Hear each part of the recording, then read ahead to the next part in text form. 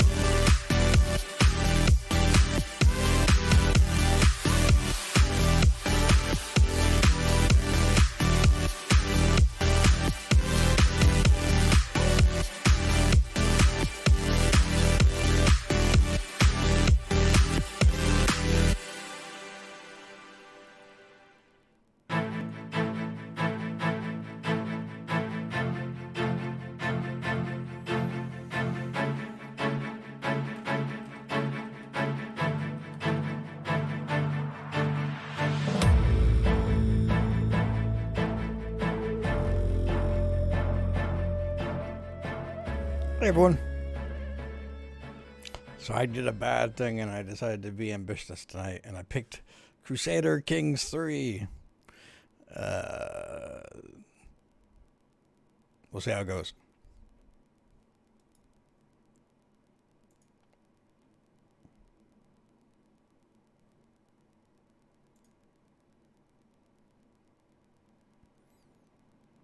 Please wait while Windows configures the Paradox launcher. Log in with your Paradox account. Boy. All right. The challenge has already started.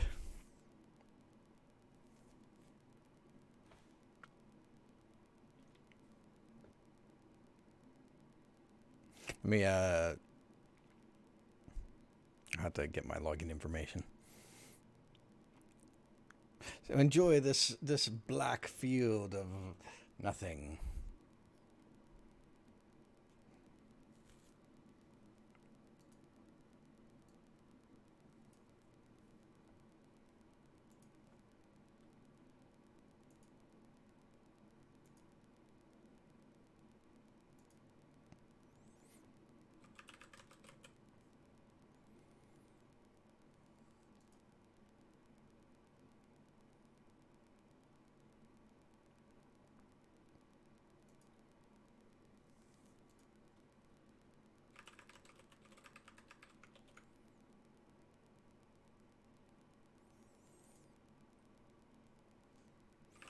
Apparently I do have a Paradox account. That should make things easier. The URL I have is at paradoxplaza.com. I guess they couldn't get Paradox, so they made it the Plaza.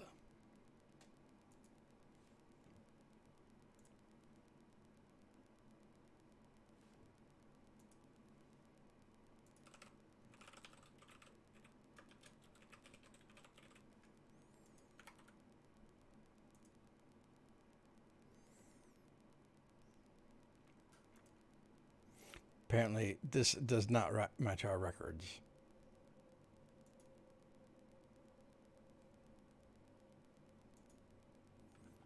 Maybe it's expired.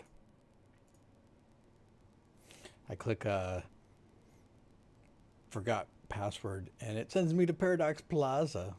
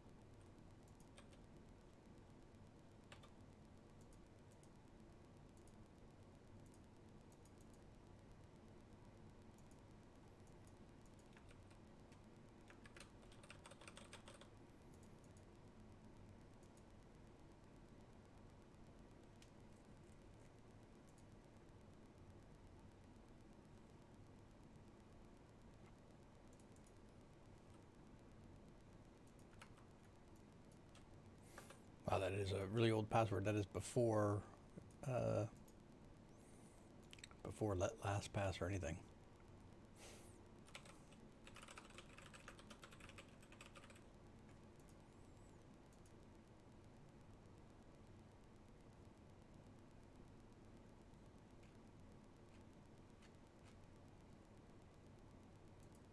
It's going very slow.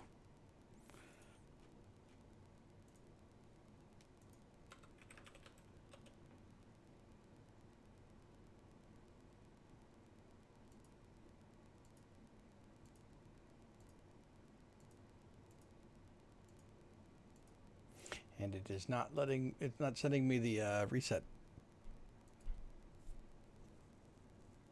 Rude. I will make a new account. I don't even know what was associated to that old account.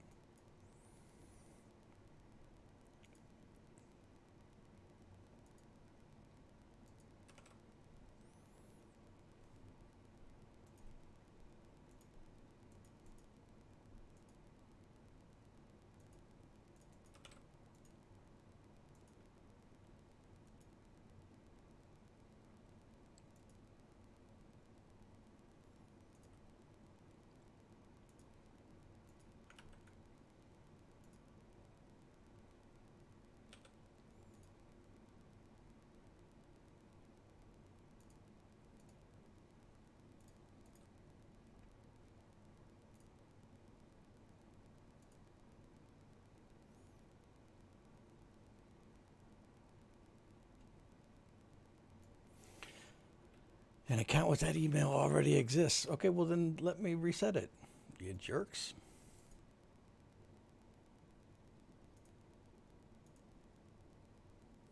There it goes. It went to my spam folder. Finally it arrived.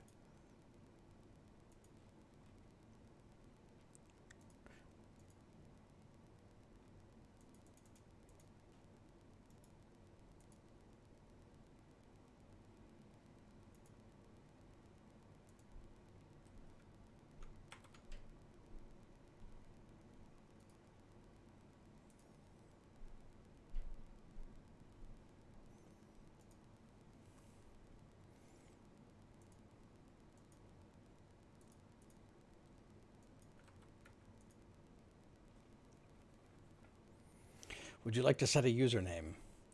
Your username is used when you upload mods and play multiplayer games. I think I'll go with Jahandar. We couldn't update your profile. Please try again. All right, skip step. Link Steam account.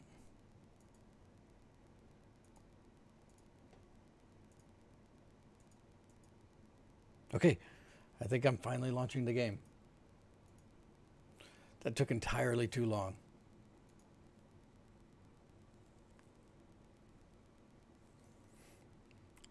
Fortunately, it was not the rest of the stream.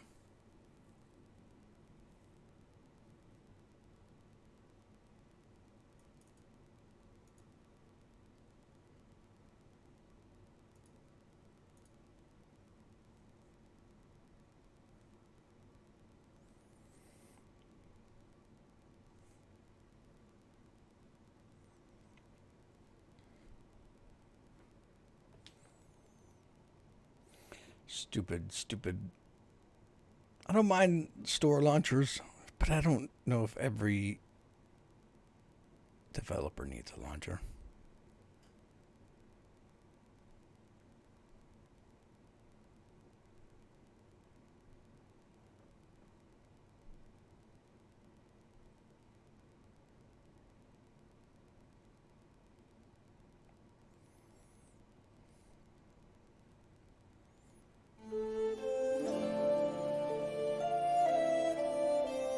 Oh, wait, so we have some music to entertain us now. How about that?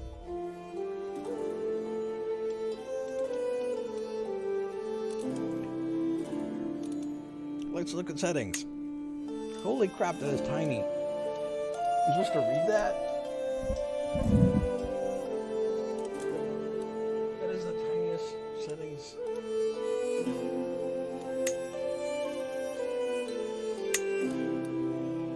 UI scaling is set to 50%. I'm bumping it to 100%. All the way to 100. That's a little better. I don't know why it decided I should have 50%.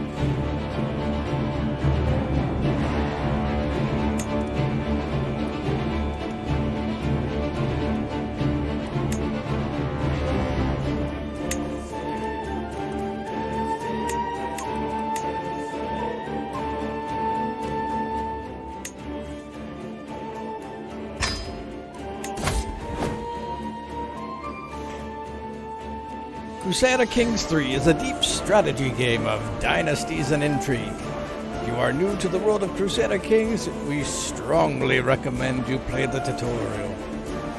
In the tutorial, you'll play as Petty King Murchad, a ruler in Ireland. Lead your family and dynasty to defeat your enemies and become King of Ireland.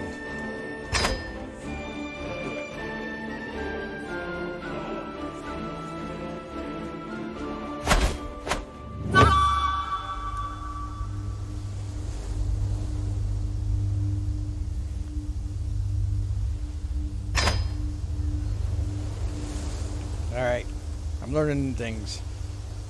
I'm using the camera. Pausing. Spans hundreds of years. Right now, time is standing still because the game is paused. Sometimes you'll see blue highlighted text. It means you can hover over it.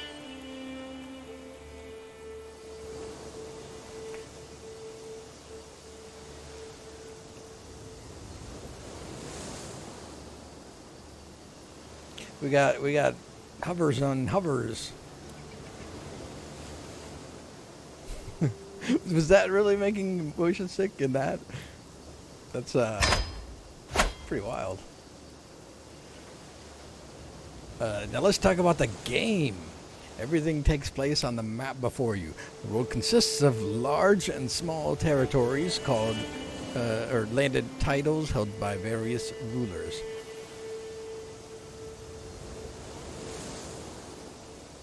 Titles are represented by elaborate coats of arms, shown as locations on the map.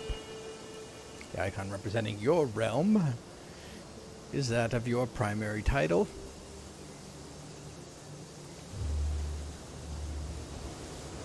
Ruler's primary title is their highest ranked title that they identify most closely with, determining their coat of arms and the name of their realm.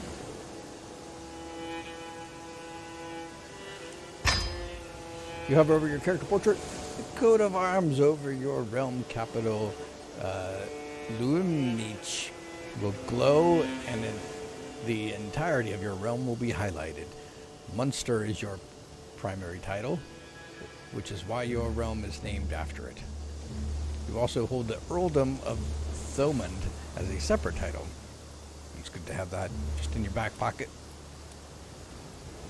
If you zoom out, it will read Munster on this part of the map because you are the top ruler of the area.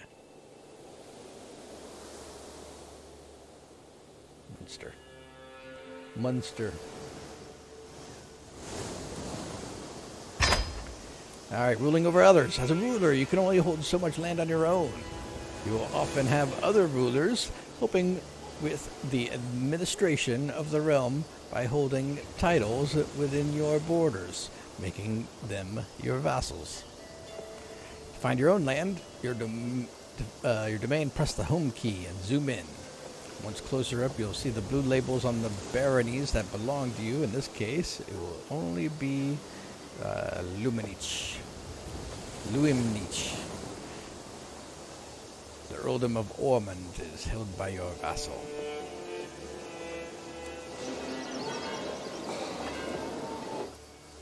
Alright, home key takes you to my land. You see blue labels on the baronies. So we got Innis, Luimnich. How come I don't see a... Anyway, it's barony of Vedra Fjord.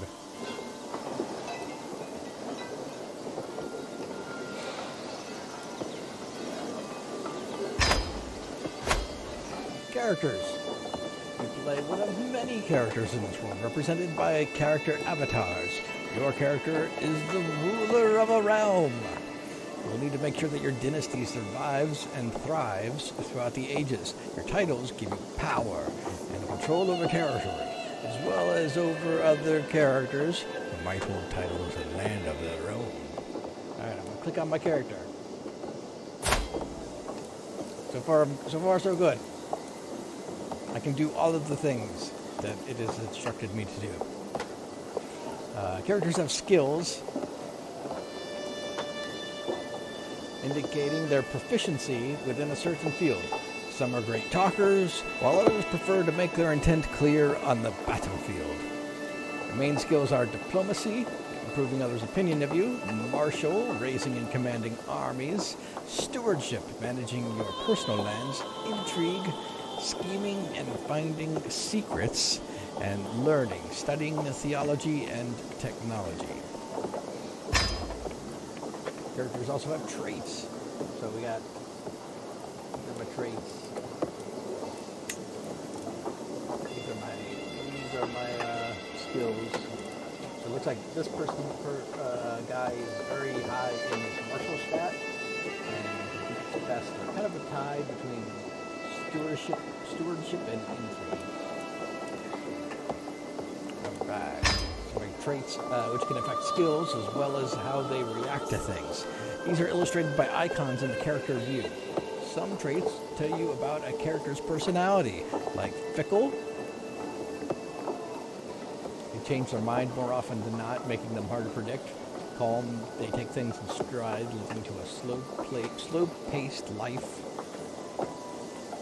Looks like it also affects their opinion. It can also affect their opinion of other characters, depending on their personality types. They're generous. Acts of benevolence and charity are no strangers to this character. Other traits are specific to how a character has lived their life, such as an education trait or commander traits. You are temperate, temperate. Best to enjoy things in moderation. Good. I have low opinion of gluttonous characters. I am wrathful. This character is quick to anger and fury. And I'm impatient. I think that things should happen fast. Ideally, they should happen now. Opinion of patient characters is negative 15. No patience.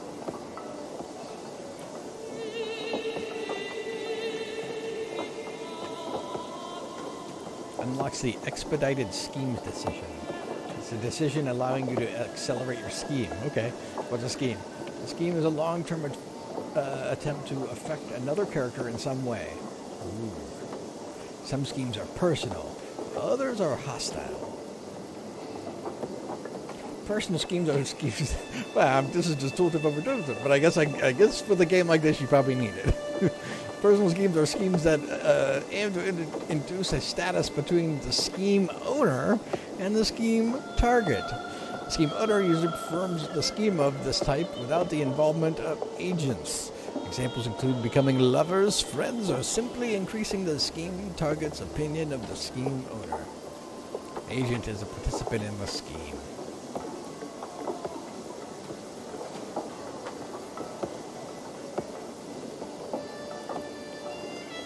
Well, alright. I think we're good with that. Alright, from this you can see that your character typically leads a modest life and expects others the same, and is quick to anger when they don't. When the character chooses to behave contrary to their personality traits, it can cause them stress. Stress measures a character's mental well-being.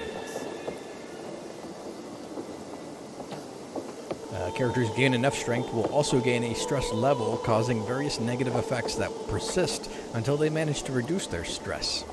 It's important to manage your stress. Alright. Traits can also impact how other characters react to you. Some people are impressed by the brave trait, while a lustful character is more likely to feature in salacious gossip. Traits influence other characters' morality and greed, which can affect both their friendly and hostile actions. Alright, followed all that pretty well. All characters, yes, all, have an opinion of one another, which derives their behavior. Low opinion can cause people to rise up against you or be unwilling to help you. High opinion can, on the other hand, make characters more inclined to join your schemes.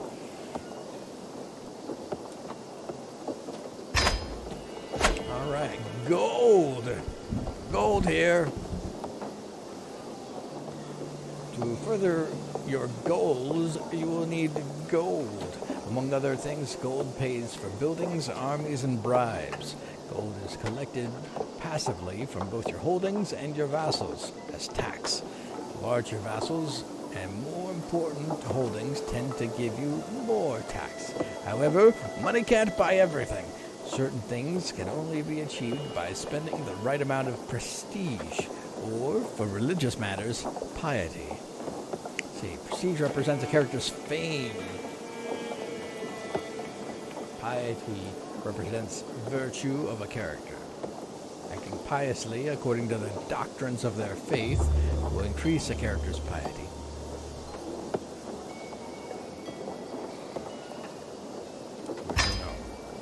Alright, prestige 4, resources. Prestige. I looked ahead. I did look at quick Google before I started. The tutorial probably is gonna be like half hour. So hopefully we'll get beyond this part to actually doing some things. Your prestige tells you how respected you are.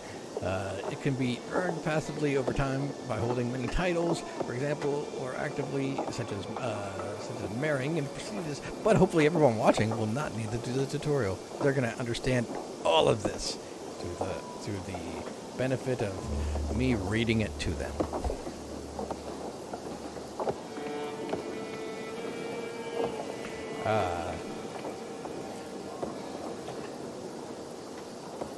By holding many titles, for example, or actively, let's see, your prestige tells you how respected you are. It can be earned passively over time by holding many titles, for example, or actively, such as marrying into prestigious dynasties, or fighting an ally in wars, or as an ally in wars. That's a big difference. Whenever you earn prestige, you build towards your next level of fame. Higher levels of fame make other characters think better of you and bring powerful ways to wage war. Some actions cost prestige, like declaring war. They allow you to leverage your celebrity for your own benefit, and characters won't think less of you for using them.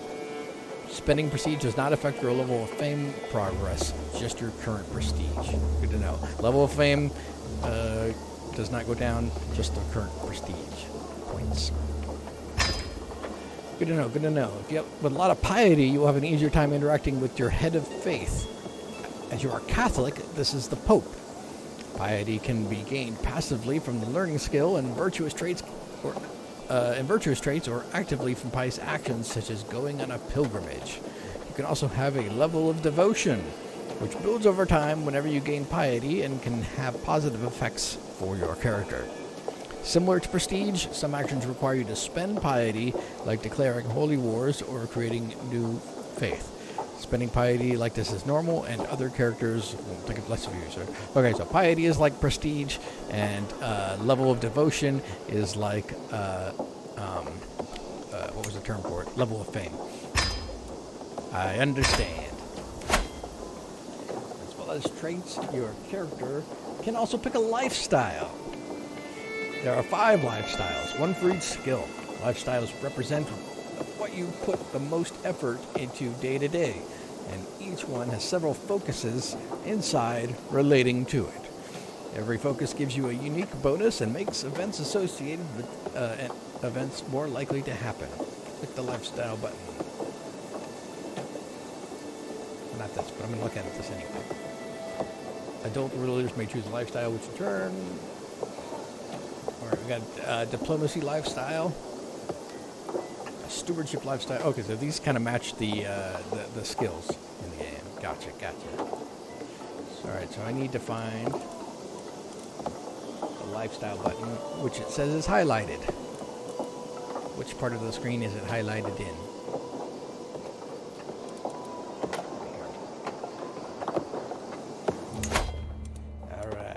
So my highest skill was martial, so I'm guessing it would behoove me to pick a lifestyle that goes along with that, but let's read this first. Click on any lifestyle to see its focuses. As time goes by, your character will earn lifestyle experience for maintaining a particular lifestyle.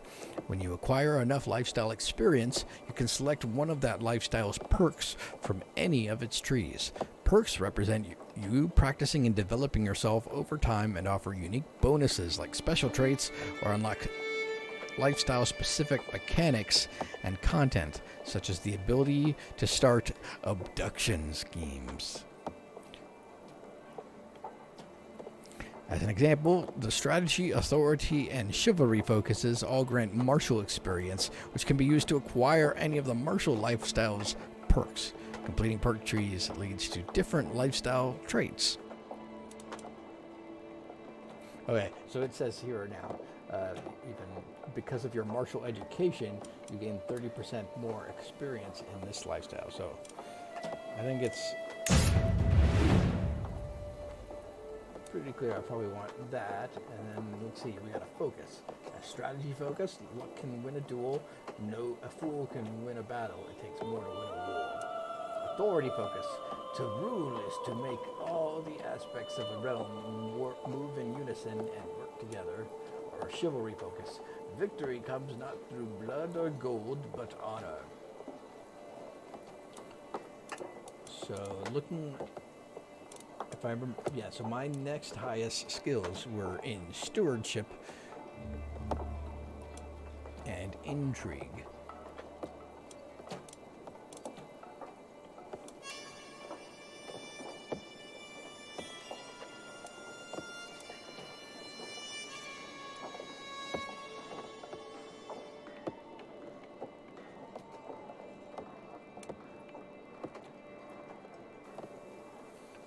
I think I'm going to go for a strategy focus. My focus can only be changed every 5 years.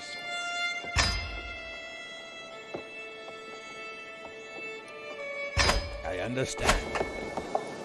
Now, having selected a focus, we can move on to other people. Interacting with other characters is key in Crusader Kings 3, and you have many options for how to do so. You can right-click on a character portrait, including your own, to get a list of potential interactions, such as arranging a marriage or initiating a scheme. This is also where you start wars, but let's save that for later. Alright, so we'll open our character view. Right-click my heir. My heir is O'Brien Mack, Merchad Brian. He's my son. He's a bold lackey. He's unmarried. He's located in Thurmond. He's a Catholic Irish.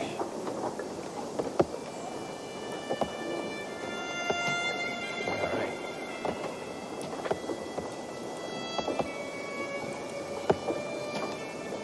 Let's start with the basics. Everybody likes gold. Try sending a bribe to your player heir. I had to bribe my own son? Sheesh, can't catch a break. Most interactions will bring up a second window with details when selected. You can confirm or cancel an action in this window.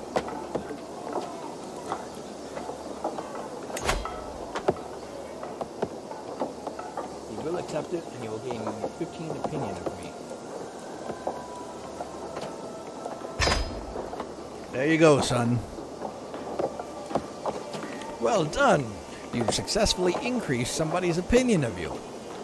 Note the feed message on the lower right.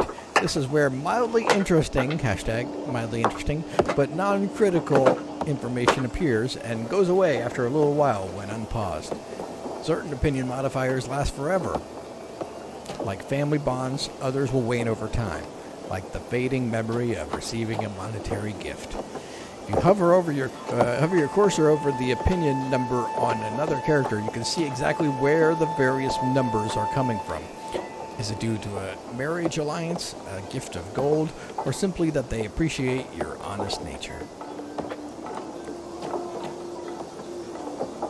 Alright, so he's got plus 100. Right, his opinion of me is plus 100. His health is fine. Brian is feeling fine.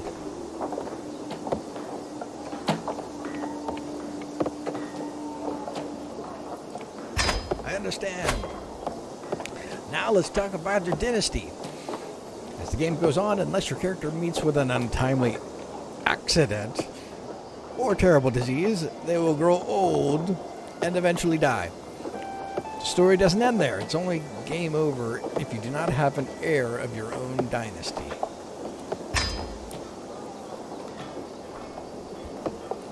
I don't know. It increased by 15 whenever, and you can see that right here. It's just on the screen, actually. 15 opinion of me. So 50 gold to gain 15 opinion. Not too shabby. As long as your titles have heirs.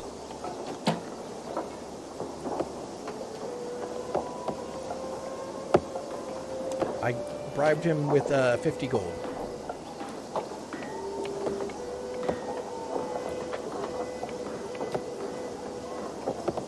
Yeah.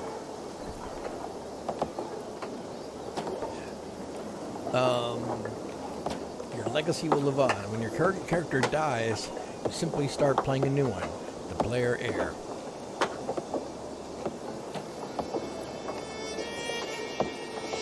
Yep.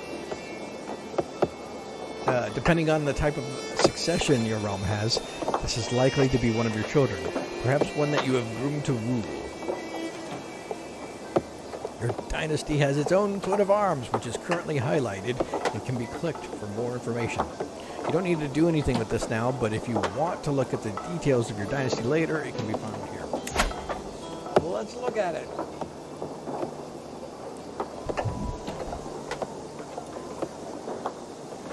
I don't know how to pronounce that at all.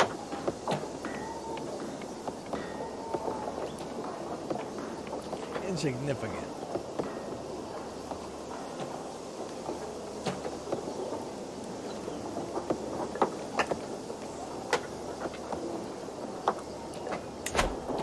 Here's my dynasty tree.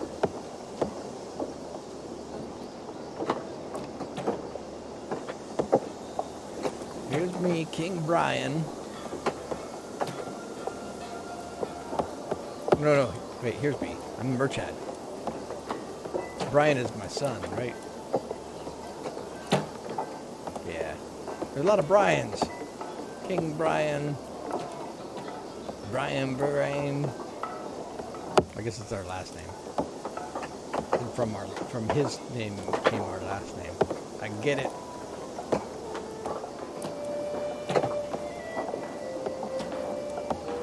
At least I don't have to have that name anymore. Dalgekais.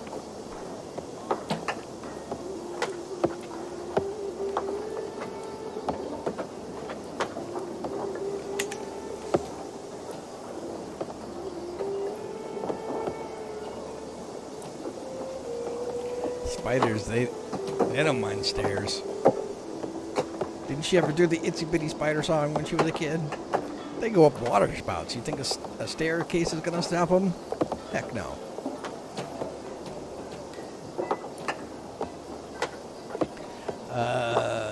Alright. Next.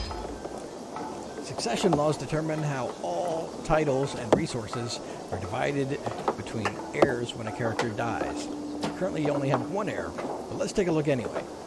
In some cases, when you take over your new character, you may even find that they are responsible for the untimely demise of your previous ruler.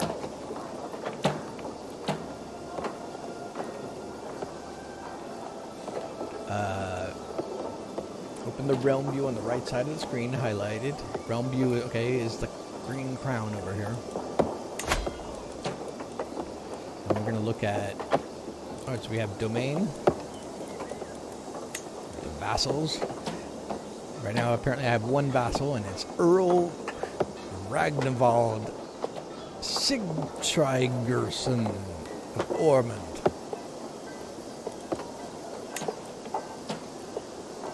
Our succession law, confederate partition. All children inherit equally. Gender laws, male preference. Agnatic, cognatic, whatever that is.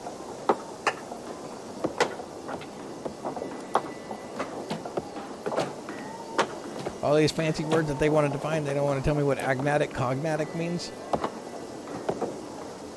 Anyway, as a member of a dynasty, you also have renown, shared by everyone in your dynasty. Renown grows in several different ways and reflects how infamous or famous your dynasty is, rather than just you.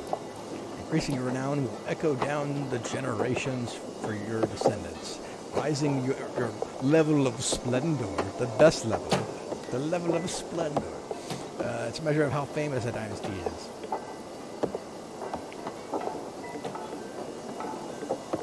Very nice, very nice. As the dynasty head, renown will allow you to unlock dynasty legacies that will benefit all of your kin. Dynasty legacies are unlockable boons. To view the dynasty legacy of a dynasty, click on their dynasty coat of arms.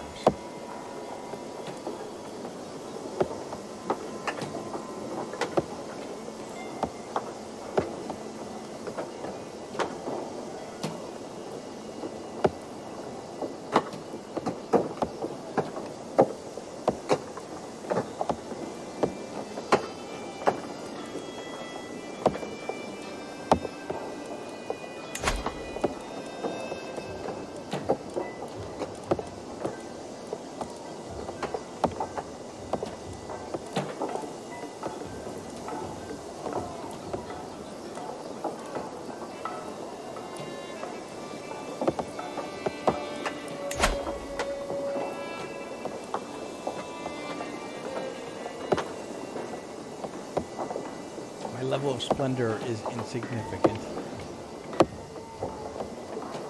My next level will be noteworthy.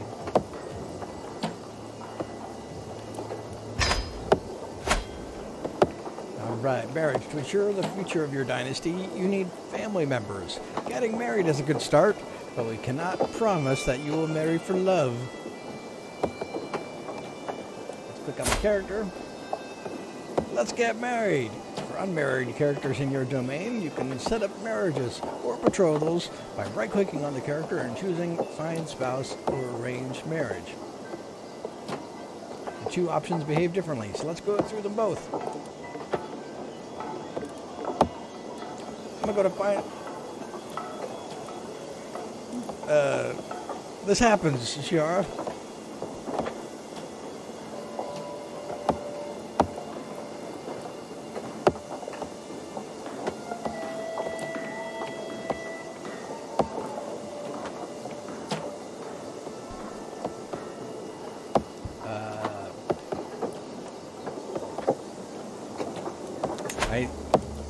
I need to have a good family. What if my heir dies? I need to have other heirs.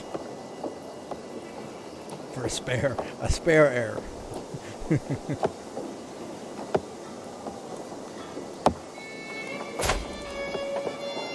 Let's go to find a spouse.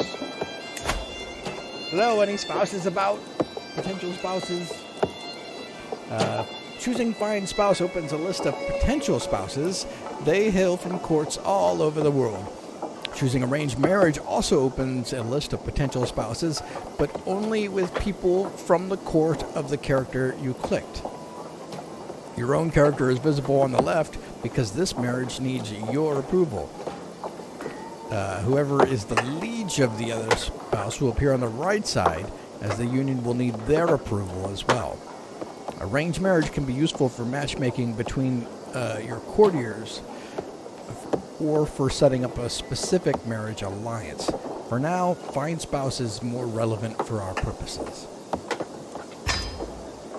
There are many factors to consider when choosing a spouse. To help you out, there is a filter function available to pare down the list of candidates. Aspects to consider include potential alliances, skills, personality traits, expected fertility, and more. Some traits are congenital, meaning they might be inherited by your children.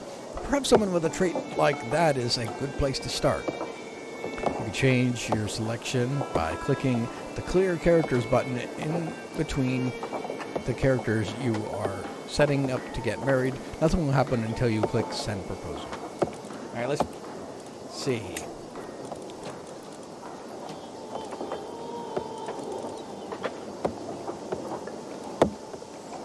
Here's the congenital.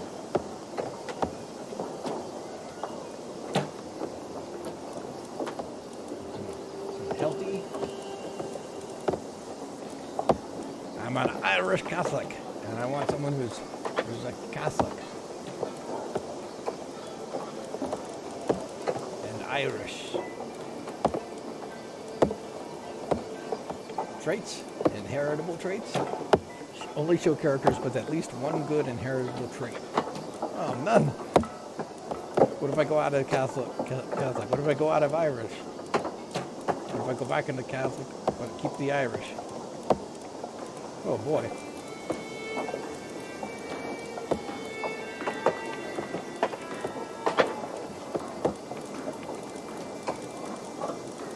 Alright, we're going outside. Wait, that says Catholic.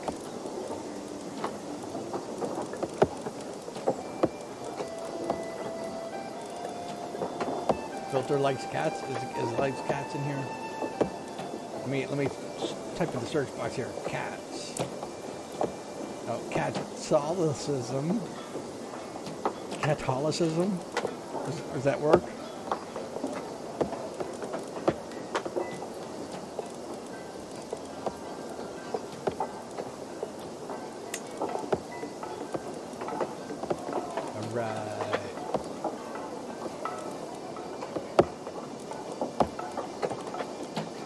No little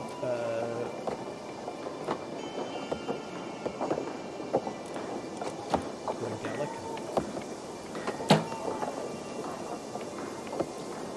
Heritage is a cultural pillar that represents the common ancestries of several cultures. Cultures of the same heritage generally have high acceptance among others. Hey, Vision Chip. I'm playing for the first time. I'm a total noob.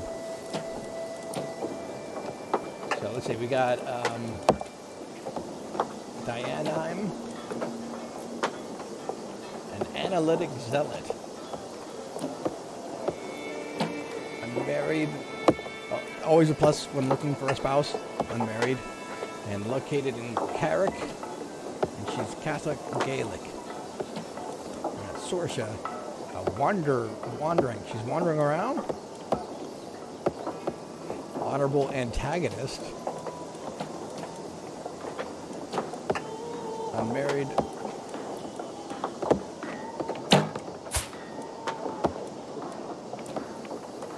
And this one doesn't stay around. Oh, I see. After second defense. I see. If you look in the top right corner, there's a little spinny thing.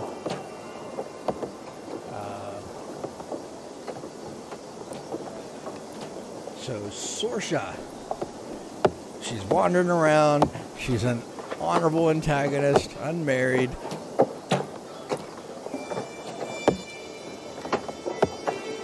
Or Dianame. She's lowborn, arrogant, fickle, zealous, but a genius. So she got something going for her. This one also lowborn. She's honest, but she's lazy, vengeful, and hell. And she also says she's an antagonist. This lady's gonna kill me. So let's go with this one. Game is quite a bit louder in your voice. Let me. I can turn the game volume down. Maybe I'll turn.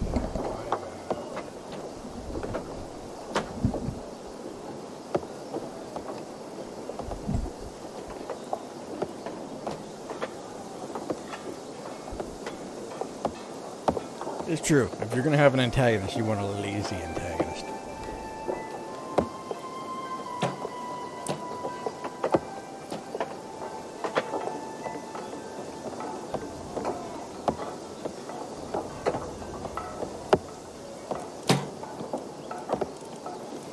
Let's see. If I drop these and look at alliances.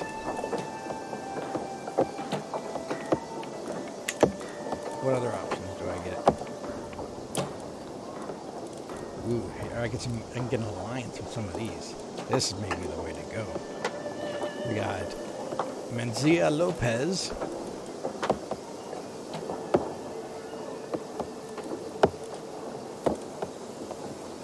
Calm, sadistic, temperate, and quick. And we have Countess Yadgifu the Fair. Calm, diligent, sadistic. What is a sadistic? Everyone's sadistic. Can use hostile schemes against their own children. That's terrible. We got Jutta von Gobetsberg. Hail.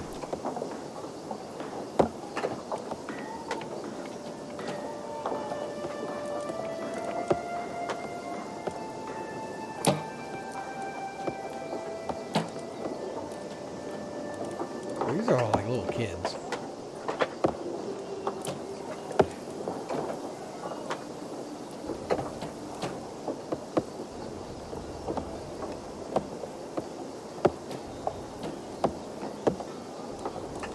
I'm thinking maybe we should go with this person here. Mencia Lopez. She's got a congenial trait of being quick. And we get an alliance out of it. Potential alliance with the county of Vizcaya.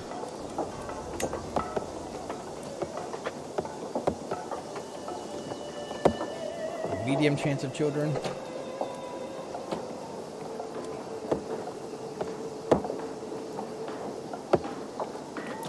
I don't know if that's bad to have just medium.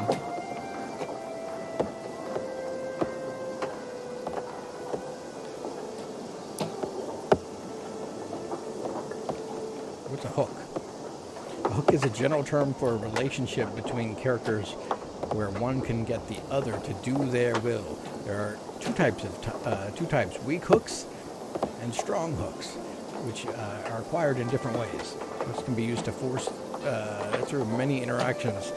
For example, marriage proposals and feudal contract changes.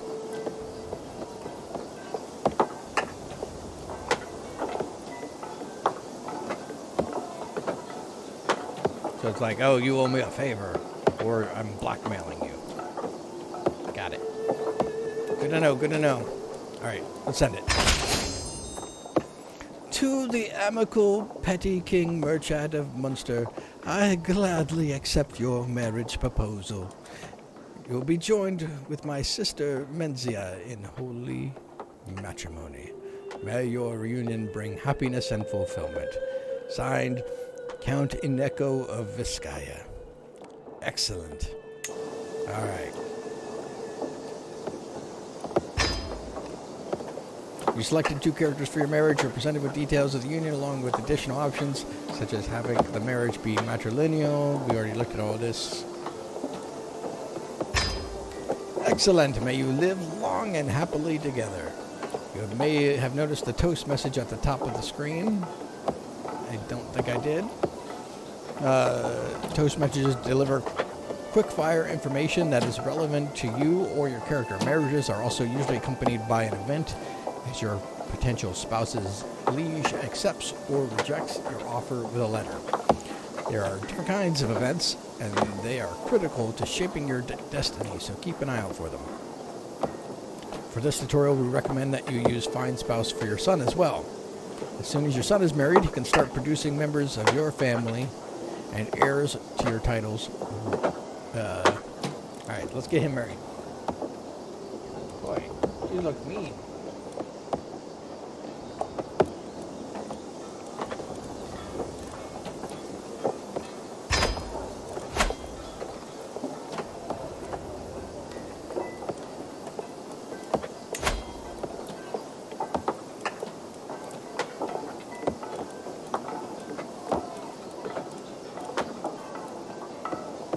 No valid characters found.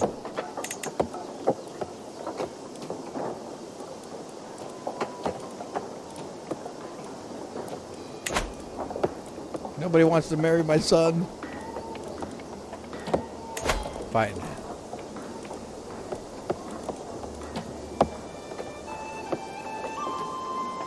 No, we could do this one. I almost married her myself, so she should work, right?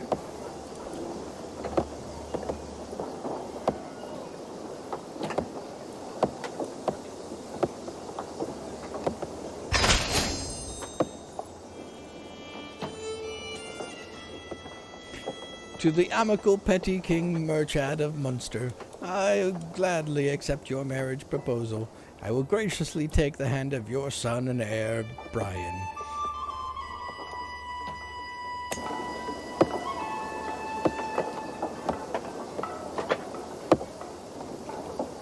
Alright, family is important. The player heir will always come from your dynasty, and most often from your house.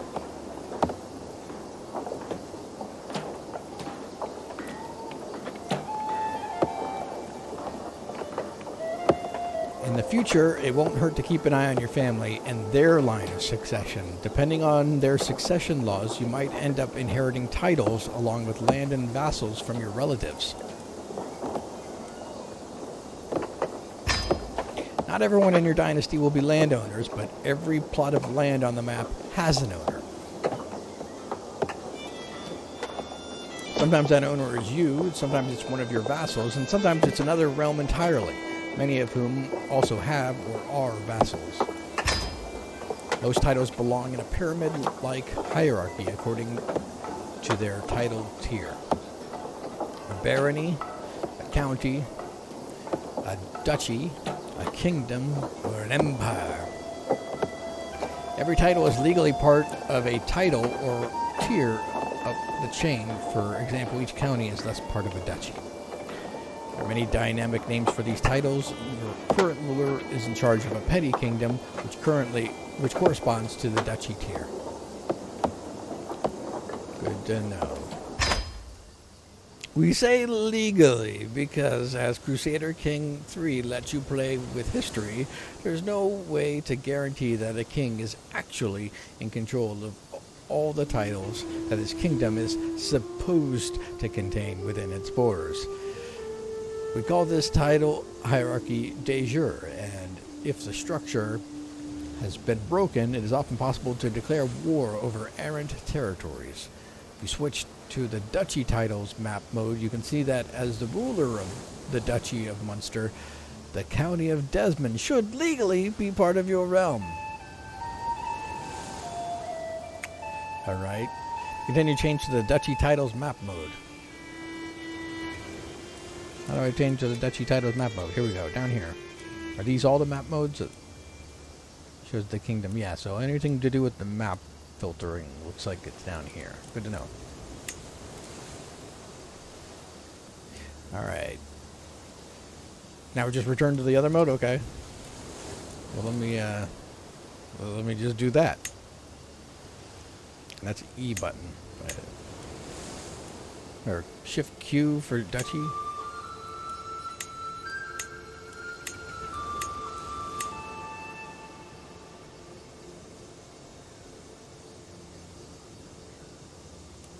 Where's the king? So the kingdom of Desmond is here. And then, so I see that I guess it all turns green here. So that's all part of my duchy.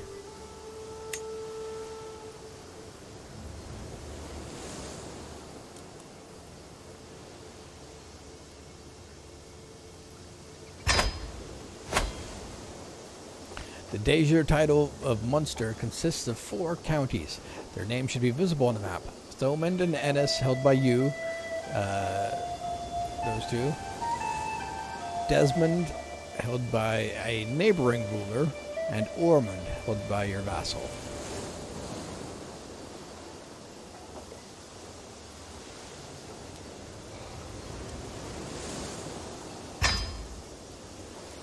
Holdings provide different levels of taxes and levies, as well as buildings that you can construct and upgrade, depending on the holding type. There are 4 types of holdings: castles, cities, tribes, and temples.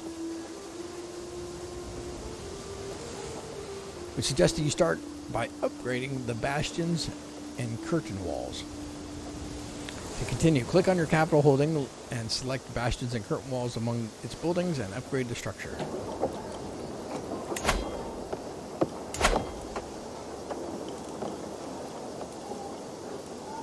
Lookout towers, hide tents, bastions and curtain walls. The first step for any fortification is the erection of bastions and curtain walls. They do a decent job of keeping enemies and rioting peasants at bay.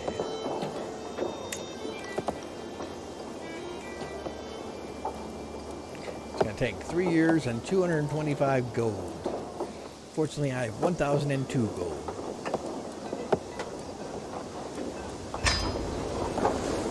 Well done. It will take some time for the building to be ready, though. Luim Nietzsche wasn't built in a day. Feel free to close the walls and towers construction window.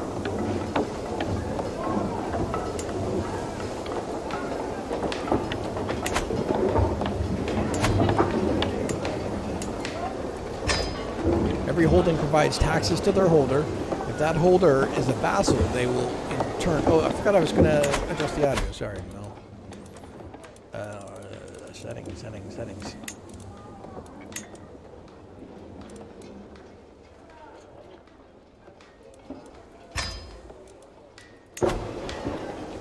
Let me know how that sounds.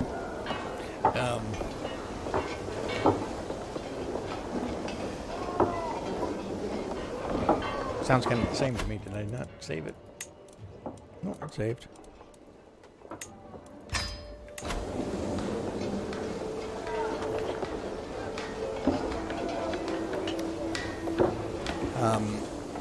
Taxes are your main source of gold income. Obligations can affect how high or low these taxes are. Being at war can affect the level of control in a county, which in turn affects taxes. As a ruler, you are likely to be the liege of at least one vassal. These are rulers who have sworn fealty to you and are thus part of your realm. Vassals supply you with gold and soldiers. It's possible to be both a liege and a vassal at once. With the realm view on the right side of the screen, remember that from before. Oh wait, that's a different one. Not the map one, I want this one. Gotcha. I expect the vassals tab. We looked at this a little bit earlier. We looked at old Earl Regnvald. Here's your current list of vassals. And he must be he's of Ormond, so he's controlling this other county. Here's a list of your current vassals, along with some information about them. At the top of the list is the ruler of Ormond, whose land you can see on the map. This is an earldom, a county tier title inside your realm. Come here for an overview of things such as your vassal's current opinion of you, whether they're considered a powerful vassal or not, and the levels of taxes and levies they are currently providing you with. Do you like me, Earl Ragnvald? No, he does not. He has -9 opinion of me. Oh, sheesh. What does it take to get you to love me, Earl Ragnvald?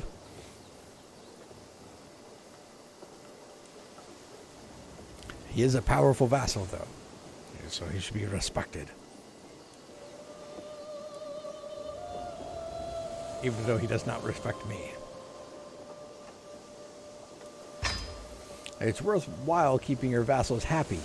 This keeps them out of schemes and factions against you. No matter how mighty a ruler your character is, if your realm unites against you, either to depose you through war or just to murder you while you sleep, your reign is bound to be cut short. Some of your vassals might serve on your council, making their opinion extra important, as they will be trusted with counselor tasks. There is a limit to how many vassals you can comfortably be in charge of before your realm becomes unwieldy. Going beyond this vassal limit affects taxes and levies provided to you. This doesn't matter for the tutorial, but when you start to build your own kingdom, be mindful of growing too fast. If you end up exceeding your vassal limit, you can grant lower-tiered titles to your vassals. Sometimes you can even create a new high-tier title to consolidate your power in a region and strengthen your hold over the lower titles days you're subservient to your new title.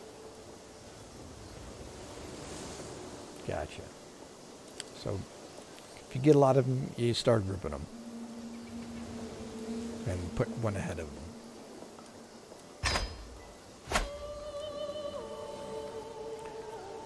Your realm is the complete body of land and titles that you control, including the areas held by your vassals.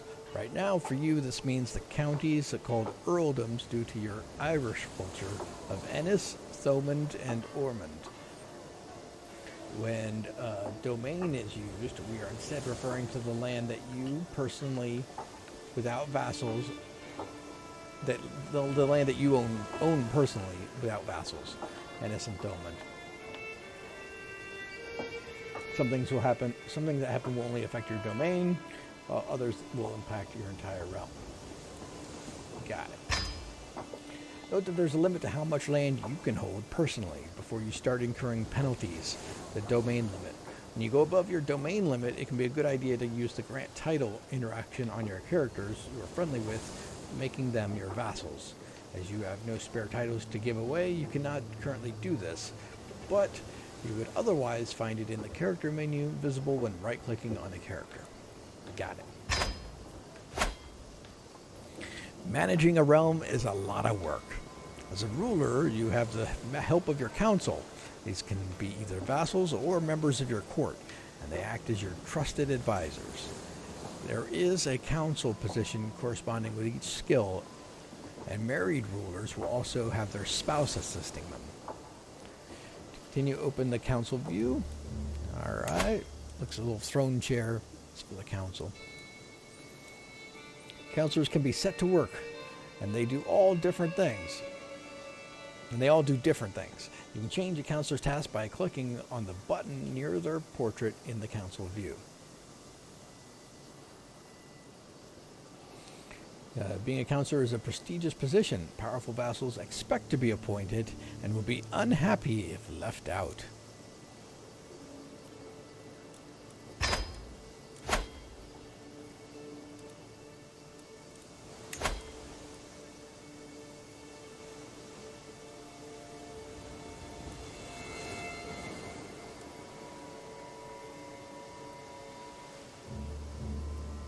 We can fabricate claims on counties. What else do we have here? Oh, that's my queen. Bishop Cronin, Chancellor. He's my cousin. Our steward is tagged Brian, your steward and knight.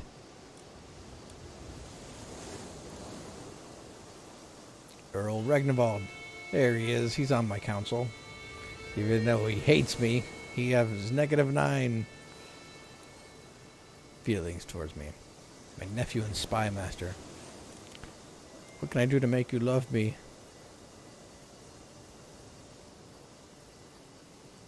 I could assign him to train commanders or to organize an army. How about train some commanders?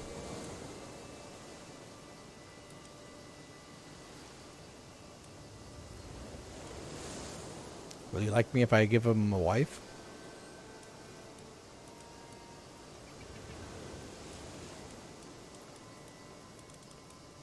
I'll send him a gift. It worked with my son. Give him 100? Well, maybe I don't want to give him 100.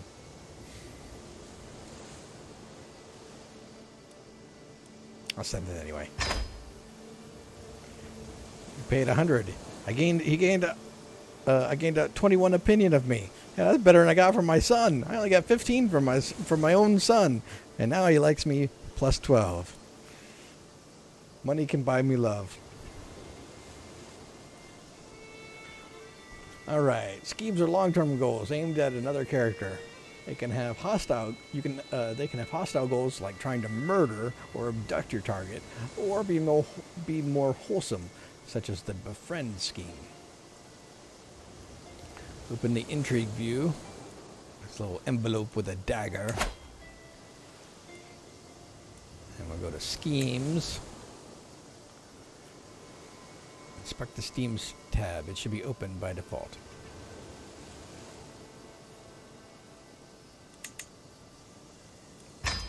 A good time to use a scheme might be when you find the line of succession may not be as clear-cut and favorable as you like.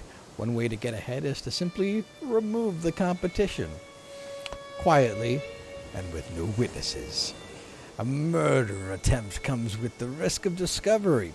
If your attempt goes awry, it will make your character unpopular, especially with your intended target. I suppose so. I don't like people that try to murder me either. I can't blame them for that. Alright, the sway scheme is made for increasing the opinion of someone has of your character. Let's try it. Open the council view. And we'll take our bishop here, our court chaplain, and choose sway. I'm going to send him a flower. That's what it looks like, a rose. If the scheme is successful, Cronin's opinion of me will be increased by 25. I don't even have to send him any money. Apparently I just sway. It takes 15 months though. This was instant. He was like, oh yeah, I like you now. Every month there's a predicted chance of 70% to progress based on scheme power versus scheme resistance. Excellent. Once set in motion, your scheme will slowly progress over time. The time before our conclusion is reached varies based on the scheme's success chance, which can be affected by relevant skills. In this case, it is affected by your diplomacy, which is good because diplomacy was, I think I was pretty good in diplomacy. It wasn't my best, but it was like second best or so, I think. If you're, oh, you can actually double check it. Good practice, good practice. There you go. Stewardship. No, it wasn't. Diplomacy was, I mean, it's not terrible. It's just not one of my highest. But it's like, I mean, these three are kind of all right around each other, so. All right. Open the, if you're unhappy with your scheme, you can always cancel it by clicking the abandoned scheme next to the scheme. So we go back to our scheme and intrigue, and we look at our schemes. And for the next 15 months, we're trying to sway Cronin. Sometimes schemes can give rise to secrets. If you catch someone trying to commit murder, it's probably in their best interest to make sure you keep it quiet. You can also blackmail them and gain a hook. Hooks represent a favor you can call in or a hold you have over a particular character, letting you encourage or force them to do your bidding. As you play, you may find many different ways to gain and use hooks. Experiment with them. Next, let's pretend you have managed to get a hook on one of your vassals. Okay, inspect the hooks and secrets. I don't know any secrets. I have no hooks. Nobody has a hook on me, and I have no secrets. Oh, now I have a hook. All right. Oh, it's old Earl Regnwald. This weak hook can be used for a number of things. For example, you can increase the obligations set by the feudal contract you have with a feudal vassal.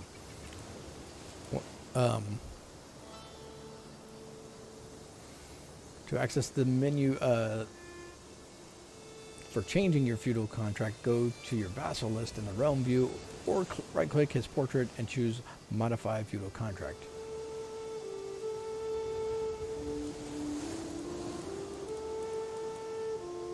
Modify Vassal Contract.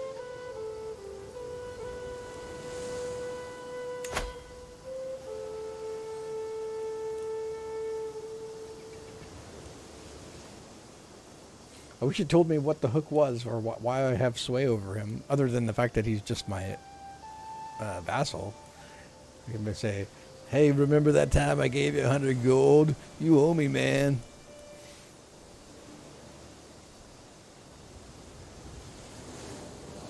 You may notice that some interactions are not immediately visible.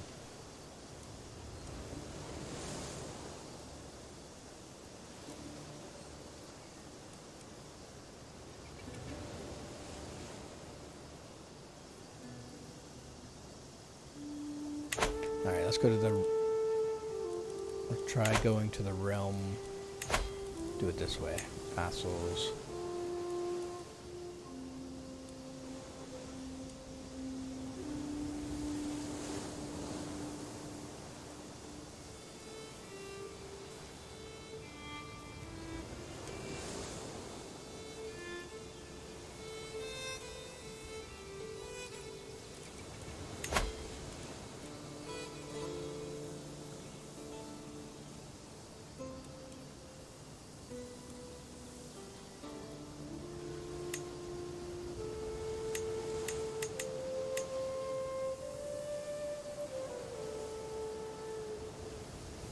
To display missing interactions, click the More button in a category.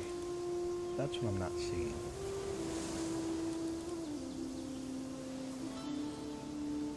Kind of lost. Go to your vassal list in Realm View, or right-click and modify Feudal Contract. So I am in Feudal Contract, even though it didn't say modify Feudal Contract, it said Vassal Contract, but that's okay. Looks like it gets you to the same place. But I noticed that some interactions are not immediately visible. I don't necessarily see things that are not maybe that's just not the case with this guy. Maybe that I changed it whenever I gave him a bunch of money, because before he was negative. Display missing interactions. Alright. So I'm assuming that that's what it was. Is probably I broke the tutorial a little bit by giving him money.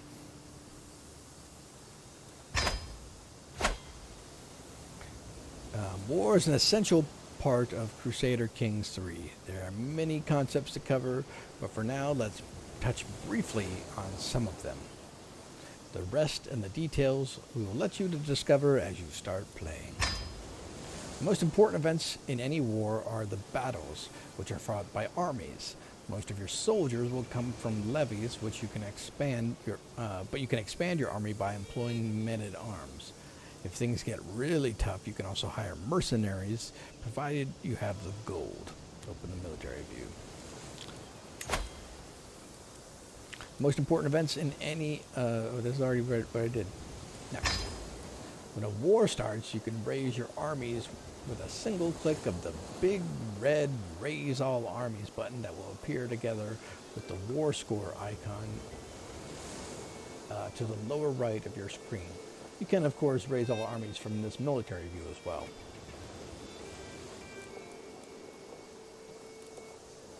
When a war's over, you have to disband your soldiers before starting another war. Rally points are mustering grounds for the levies and men-at-arms under your command. This is where they will appear when called to war. To start a war, you'll need a legitimate reason. What? Come on. That's never stopped people in history before. A casus belli against another ruler. Cause for war. There are various ways to obtain one. You might have desert titles that make you the rightful liege of your target. You might inherit claims, or you pursue holy wars against nearby infidels. Although these are the most common, there are dozens of different types for you to discover and use as you play. The easiest and most straightforward way to acquire claims is to use fabricate claim on county. This is something your court chaplain sees to through one of his counselor tasks. I saw that earlier.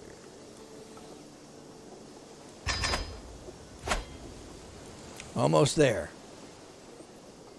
Soon we'll let you unpause the game. There are just a few things to go over first.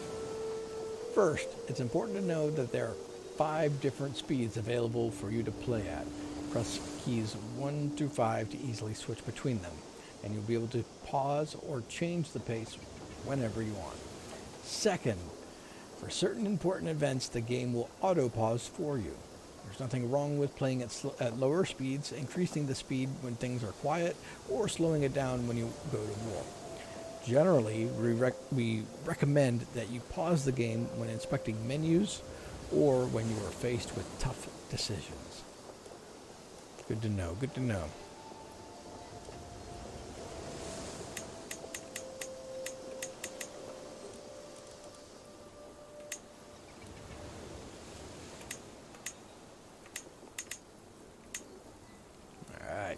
So space will pause it, and then the 1 through 5 are the speeds. To start the ticking of time, unpause the game using the space bar or by clicking the play button in the lower right corner. I guess I should move my face off of these things. Maybe I should be really small, because there's a lot on this game. I'm a tiny little guy.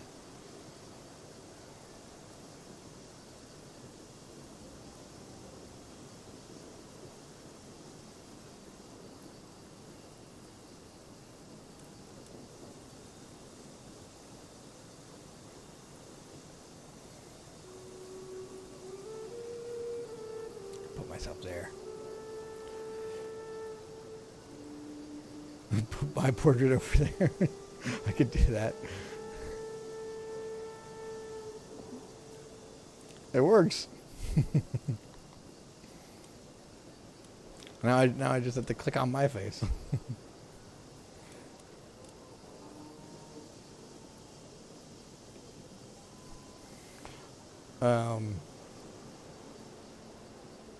Let's see. Let's compare. Whoop.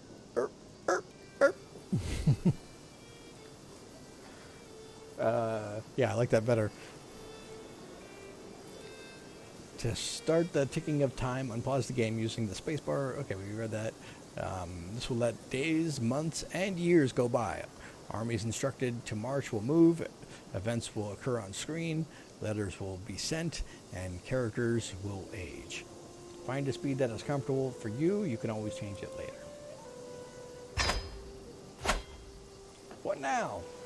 Now, as a first task, let's remind your neighbor, the Earl of Desmond, whose rightful liege truly is. If it happens to expand your realm, then so be it. Using the character interaction system that we went over earlier and selecting him via the map, declare war on the ruler of Desmond. You should already have a valid casus belli. I don't know if it's belli or belly. I'm going with belli. Or belli. As his title is de jure part of your realm. For For a more hands-on experience, we will now walk you through what happens in the flow of a war. All right, so we click him. We take this guy. Look at this guy. He's just begging to have war declared on him, and we're just going to do it. Declare war.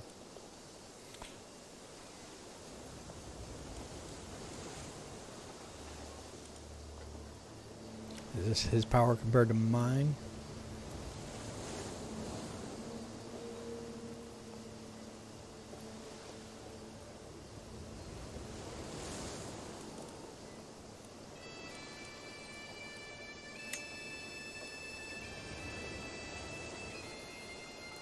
If you enforce your demands,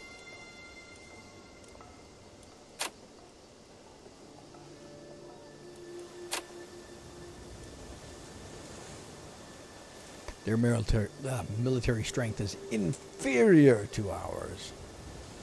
He's only got 36 gold. I gave that to old Earl there. Just more than that.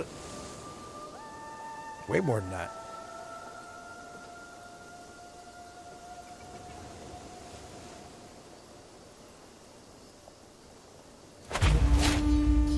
I think I did the tutorial for CK2 once, but then I don't think it was as helpful. This one's actually not so bad. I feel like I'm following everything for the most part. I'm sure there's lots more that I still have to learn, but I don't remember CK2 being... I don't remember feeling this confident with CK2 in the tutorial as I'm feeling with this one. If that makes sense. Alright, now that you've successfully declared war, next you should rally your armies. A button has appeared at the bottom of your screen to help you, but you can also do this from your military view. Wherever your rally point is, in this case Thoman, right there. Oh, and that's supposed to be the red flag, yeah, rally point. That's where your army will gather and await your orders. You have to unpause the game. Press the space bar for your army to gather more than a handful of men.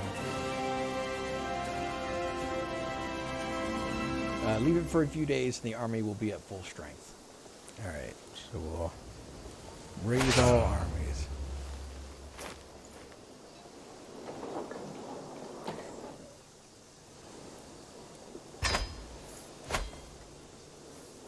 To move your army, click on... unpause and give it a few days. How do I see the progress of time? Here we go. 18th, 19th, 20. Ooh, wedding celebration. With my marriage to Petty Queen Mencia, the realm expects us to throw a suitably extravagant wedding. Hey, I'm in a war here. You guys want to have parties. It is well within my right to collect a royal aid duty as part of this, but some may consider it tasteless to levy an extra tax during a time of jubilation. I can choose. Of course I will collect it. Who pays for their own wedding? Or I'll let my subjects enjoy the festivities without worry or care. I think I'll choose the nice one. I need them to support me in this war effort.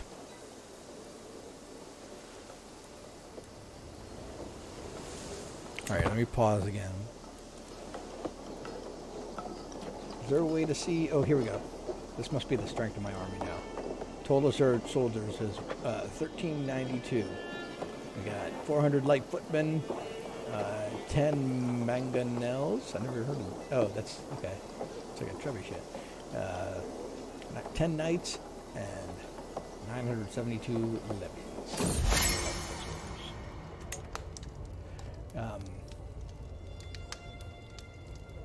To make, oh yeah, I tried to sway more susceptible to my attempts at approaching him, I can include a compliment in my next missive to his court.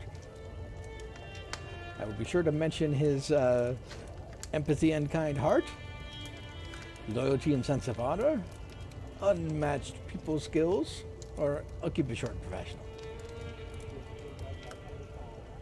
Let's see, if I do his empathy and kind heart, I'll get possible outcomes. I can either gain 10, or if it comes across as an insult, then I lose 5. How well will it suit him? Let's see, what are his traits?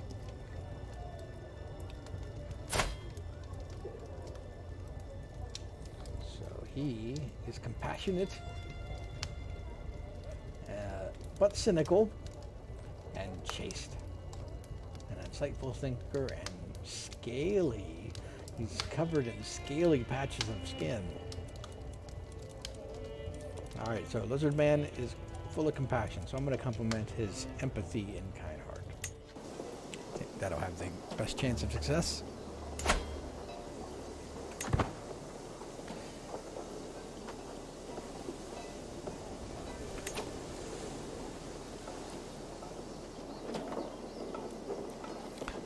To move your army, click on the army on the map. Let's do that. Is this the army or is that the army? Oh, I guess that's the rally point. What is his first army here? Right, I think it's this. Click on the map and right-click on the area you want them to go, perhaps the enemy capital or barony. Oh, they had the same thing. Okay, it just looked lower, like maybe it wasn't, they weren't the same thing, but they were. All right. If you order your army across waters, it will embark, turning it into a fleet. For now, let's stay on land. Now that your army is moving, it's probably headed to battle with the enemy forces. This can be a head-on encounter with other armies or the start of a siege. Battles will happen automatically if 2 hostile armies cross paths. Similarly, sieges occur when you place your army on an enemy holding, which I guess would be the town there, the barony. Yeah, it's a settlement barony. Yeah, okay. This is a good time to unpause the game. You haven't done so yet. Otherwise, time stands still, and your armies will not move.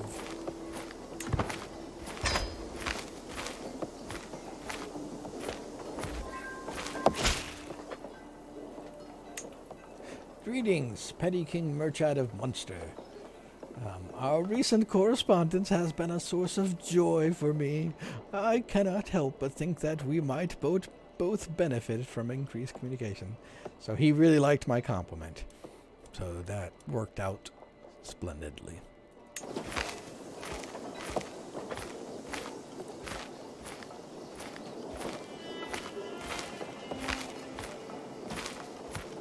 Apparently there was a new expansion or some sort of big update this week, and it actually has a free weekend going on, by the way, as well, if anybody wants to check it out. I just picked it up. It's also in the current Humble Monthly, and that's how I got it, so it wasn't very expensive, and it came with other games.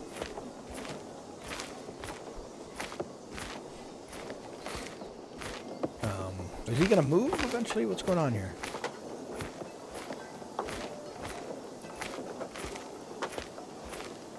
Oh, I'm paused. I forgot that I paused whenever I got the message from that one dude. 1st of November, 2nd, 3rd. Let's see how long it takes for him to move. Is he going to keep... Oh, whoa, that was fast. Okay, so it automatically paused whenever this battle started. The outcome of a battle between 2 armies depends on a number of things. The number of levies both sides have, which, if any, men-at-arms either side is using, the commanders involved, and even the terrain you're fighting in. More details can be gleaned from the combat view. Click on your fighting army to open it. You can see you play on max speed, and then pause when you need to. Because otherwise your army will move like a snail.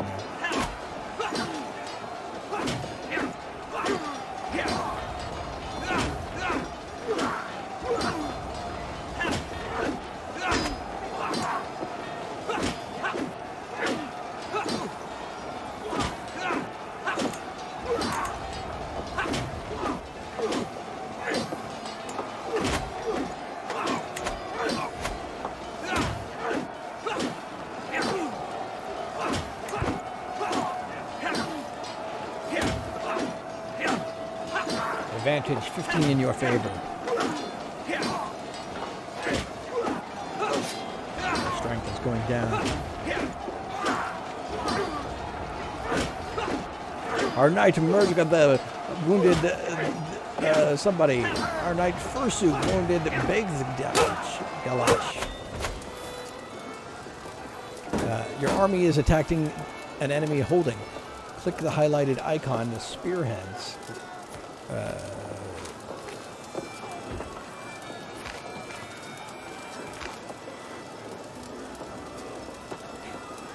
To find out how it's going. That was already open. This part. That just opens this. Okay. You need to win sieges to win most wars, as they increase your war score. Whenever a siege is won, it takes a few rounds of attack. The area will become occupied, changing its regular look on the map from a solid color to striped colors when zoomed out.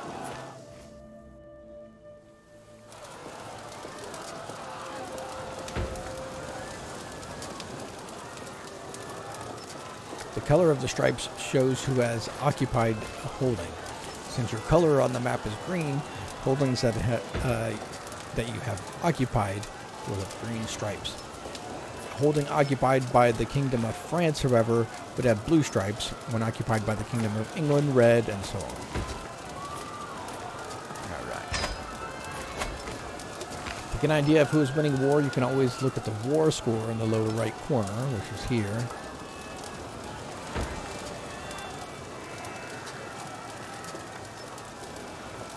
It goes from negative 100 to plus 100 and changes based on battles and sieges won or lost, as well as territory occupied. At 100 war score, you can force the other side to accept your peace offer. Conversely, at negative war score, they can force you to accept it. All wars end in one of three ways: victory, the white peace. White peace is one of three possible peace officers. Both sides agree that the war is no longer worth pursuing.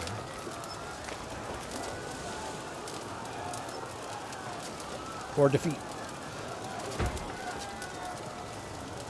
The exact consequences will change depending on the reason for the war. The details for a specific war can be found by right-clicking your enemy ruler and selecting Offer Peace, or by clicking the war score icon at the bottom right and then selecting one of the tabs at the bottom of the screen. Let's look at that. Ooh, fancy.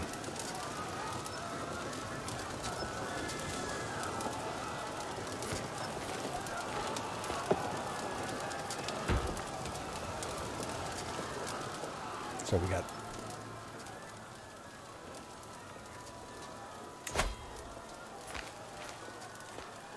So I can't do it yet, but good to know.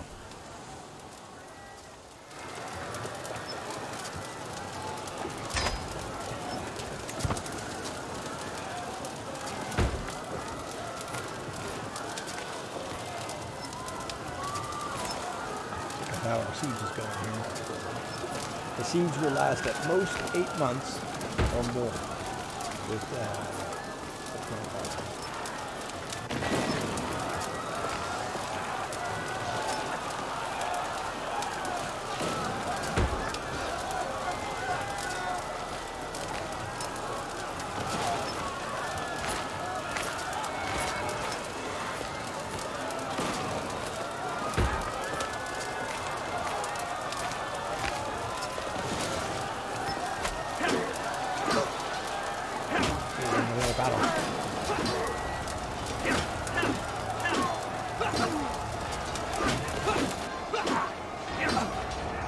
Battle of Triley. Our knight, Earl Ragnvald, wounded Bleithagal. Good old Earl. Alright, so we go back to the siege, is that it?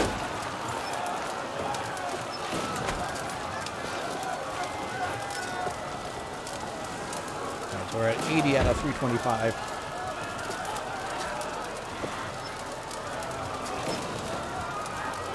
Is he just going to wander around? I guess so. Eventually decide to attack me again as I'm sieging.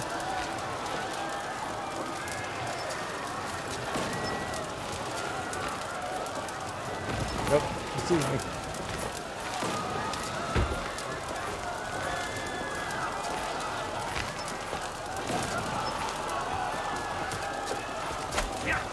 Alright, there we go. You are wounded. Gain the point wounded.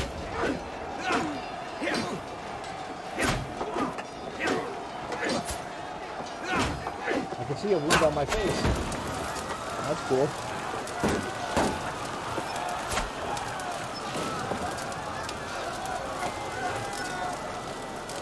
He's been wounded, but will probably heal fine in time.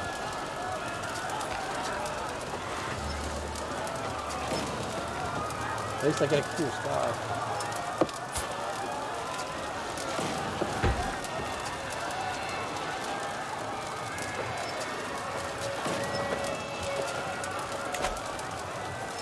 You trying to attack me again?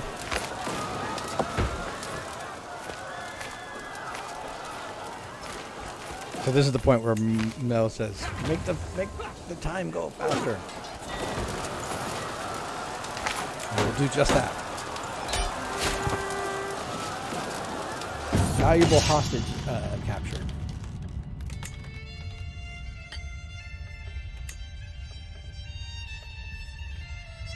Victory is near. Your war score is at 100%.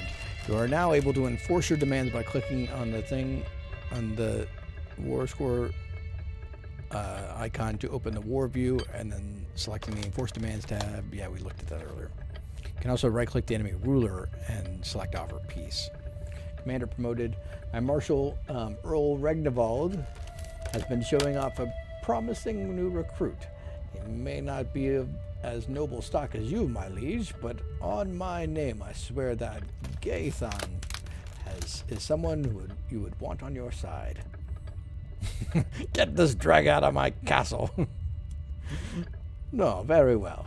Gaethon shall serve me. My prisoner, Earl Muradak, has escaped my dungeons. The guards have nothing to say in their defense, but the damage is already done nonetheless. Curse you, Muradak!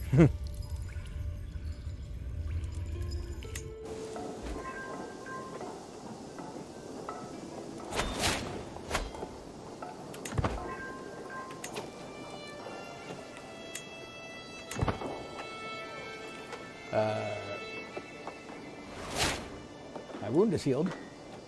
My liege, your wisdom and mercy are legendary. You are a much greater foe than I imagined. In order to put an end to this bloodshed, I will comply with your demands. You gained the contested county. Good. Congratulations on your victory. You have now experienced what it is like to make it through an essential part of the game. The tutorial lessons end here, however, pieces of advice will still occasionally appear as alert icons along the top of your screen. Click these advice alerts to learn more about certain situations or systems that you are dealing with. Thank you for staying with us, and good luck. Well, all right. We made it through the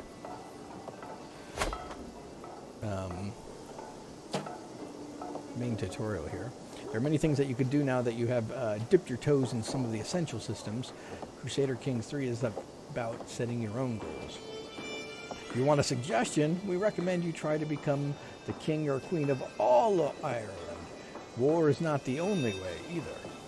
Or you can click on the current situation button up at the top and see if any of the items under suggestions or current situation strikes your fancy. Alright, well first let's deal with this.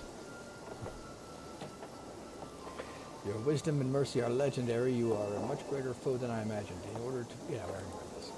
So be it. So now...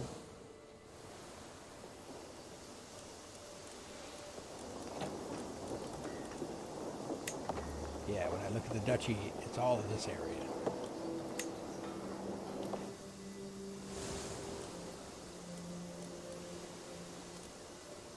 And is he now a vassal?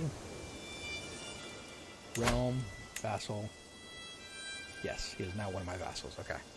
He hates me though. -69. He's got a big area, though.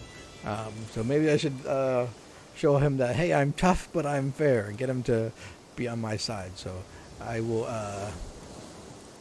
I'm not gonna depose you or murder you or anything like that. I'm gonna just try to get you to be my friend. Let's have a sway scheme. Predicted chance of success, 80%.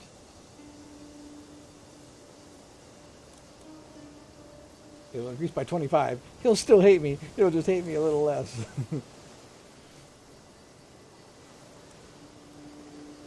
Oh, but if I start this personal scheme, it'll abandon the other one. Well, I don't care so much about that guy anyway. How much? Oh, wait. My chancellor, Tordilbach, has worked hard to convince our neighboring realms and vassals that the peace treaty I entered with this other guy is flawed, illegitimate, and unfair to me. I'm once again free to declare war upon him as I please. I just declared peace on him. What else do I want? Does he have anything that I want?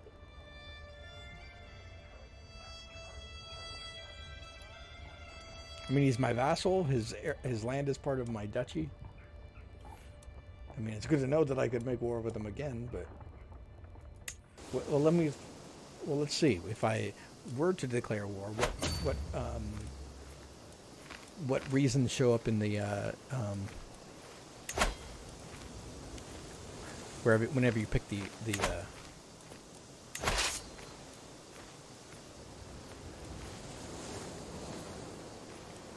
let's see, realm,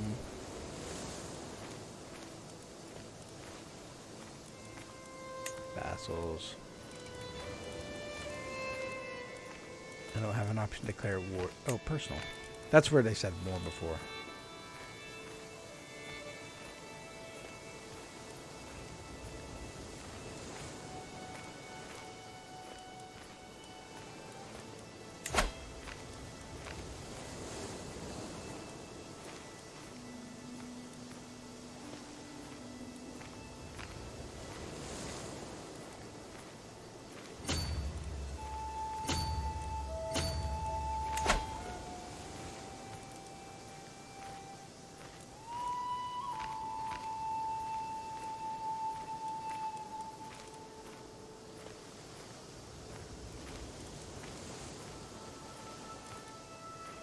Yeah, before I had the declare war option whenever I looked at these, but I didn't know. So I'm not quite sure what that was about. But that's okay, because I don't want to declare war on him at the moment anyway.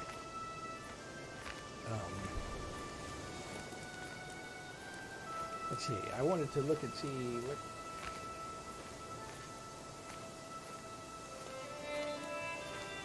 Modified vassal crime. Okay.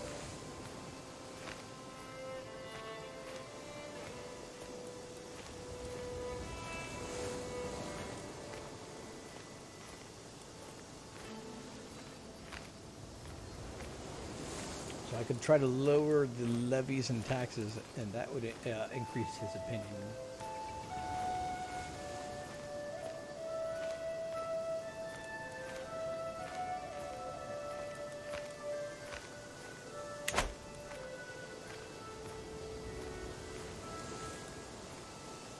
Let's look at some of these other things.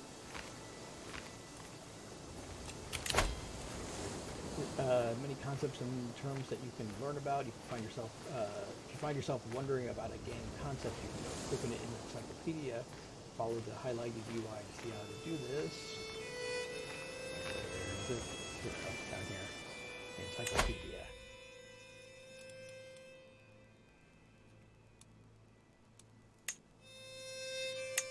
Good to know, good to know.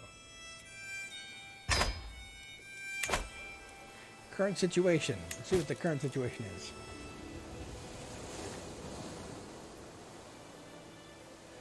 Powerful vassal expects a position. Then the guy we just defeated expects to be on your council since he's a powerful vassal. That seems fair.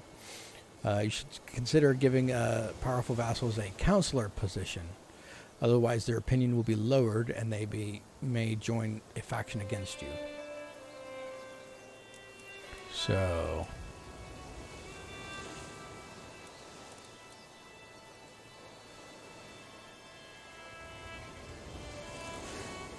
Murdak Damak, where are you? How do I get him to join my, Oh, was it the other guy?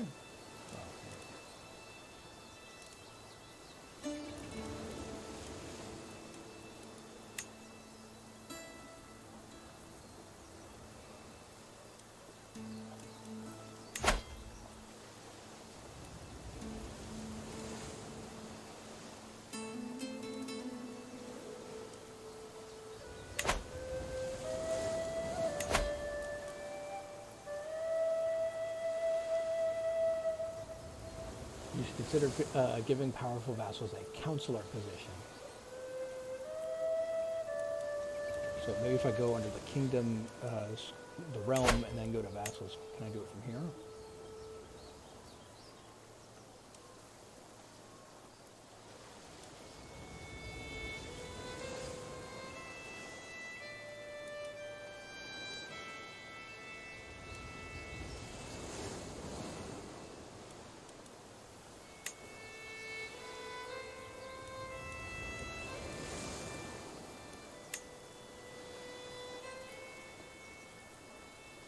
Trying to figure out how to get him to be on my castle, or on my council.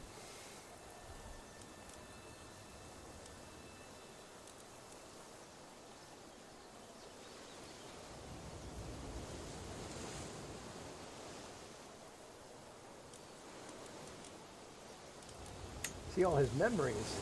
He lost a war to me on 23rd of February, 1068.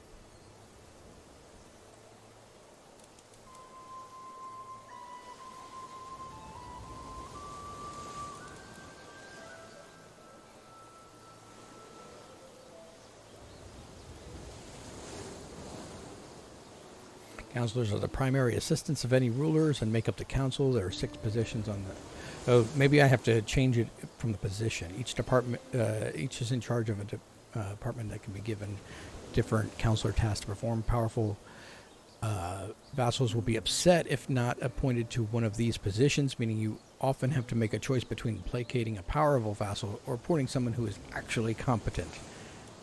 So I'm guessing I'm going to have to go to the position, and maybe there would be an option like to swap them or replace them.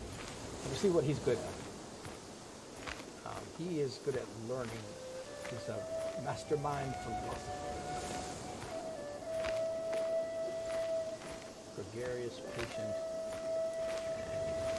and a little greedy. All right, so let me look at my council. And I remember each of these corresponded martial, diplomacy, learning. So, can I...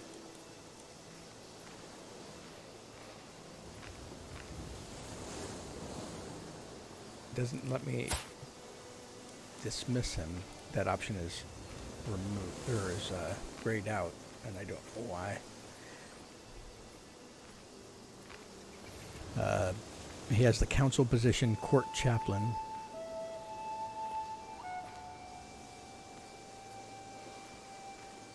The red seems to be telling me why I can't dismiss him.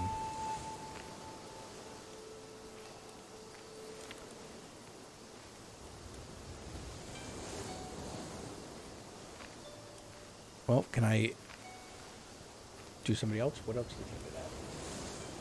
Apparently not much else.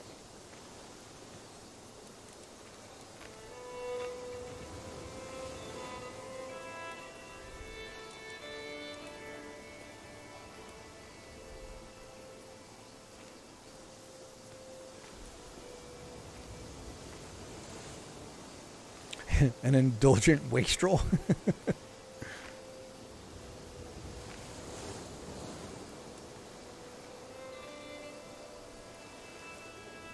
Alright, let me try to dismiss this guy.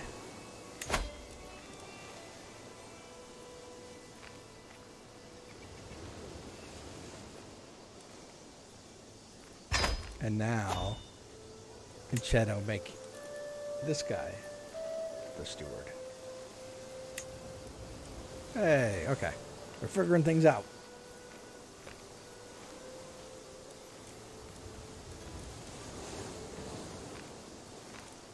Did that make him like me anymore?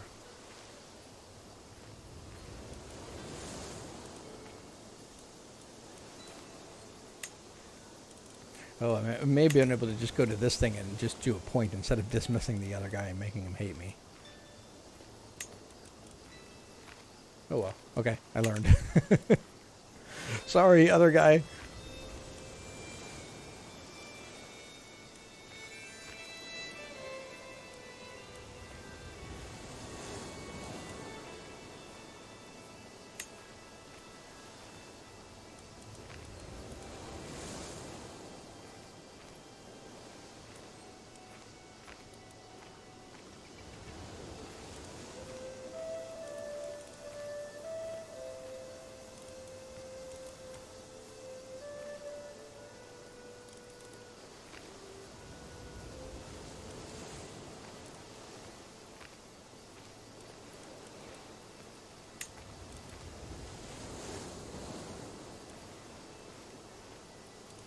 Alright. I don't want to declare war on this guy just yet, but good to know.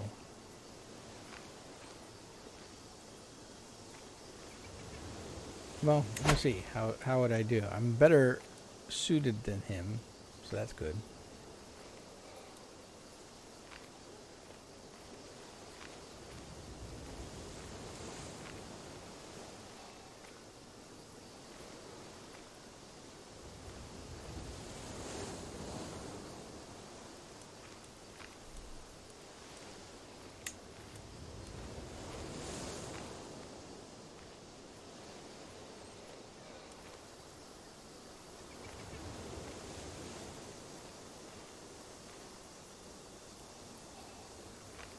Oh, I need to dismiss my army before I do anything. So let me do that. Spend all.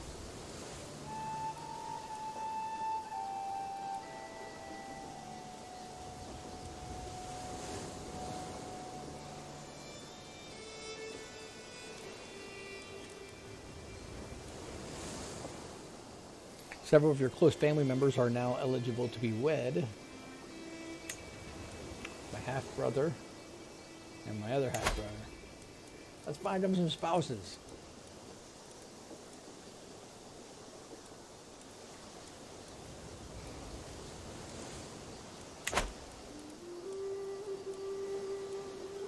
Oh, whoops. I'll have to go back to that. I can hire a court physician. Ooh, an antiquarian and a seneschal. And a jester. Oh man, that would have been really insulting if I offered that other guy the court jester position.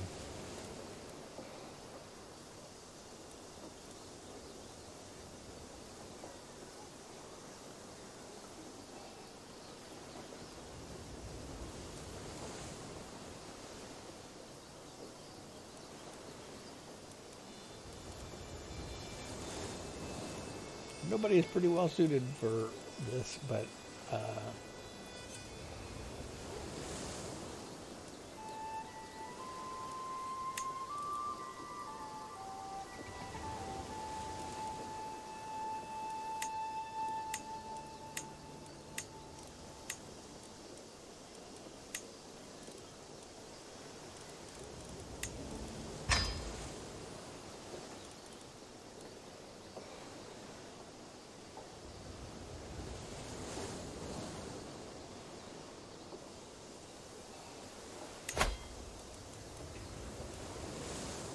apparently I have this kid. That might have affected his, how much he likes me. He's a gambler? He's like 8.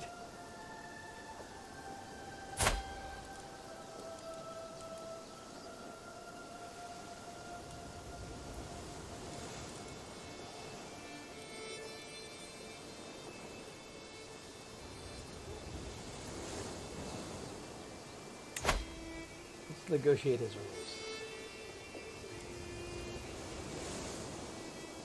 I would lose 10 dread.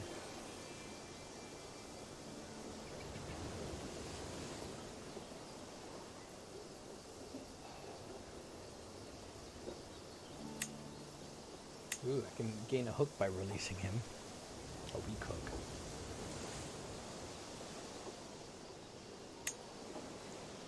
Ooh, I could recruit him. If this kid ends up being his heir, having him recruited would be useful.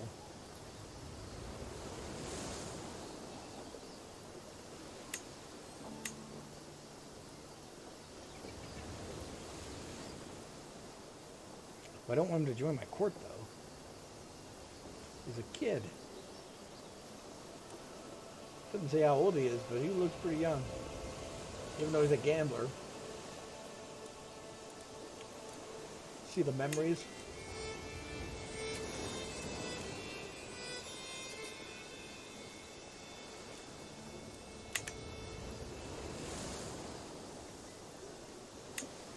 Again, we cook.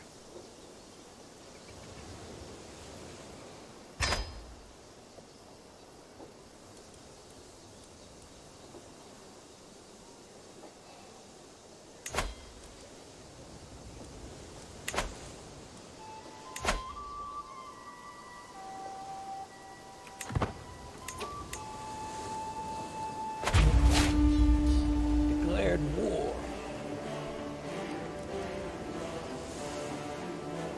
Alright, raise all armies.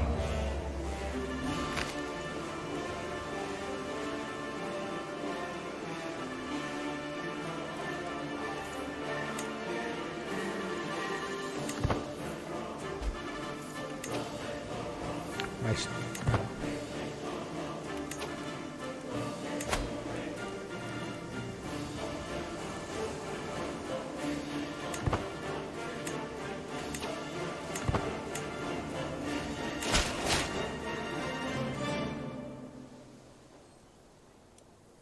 Alright, so we're letting this kid go in exchange for a hook.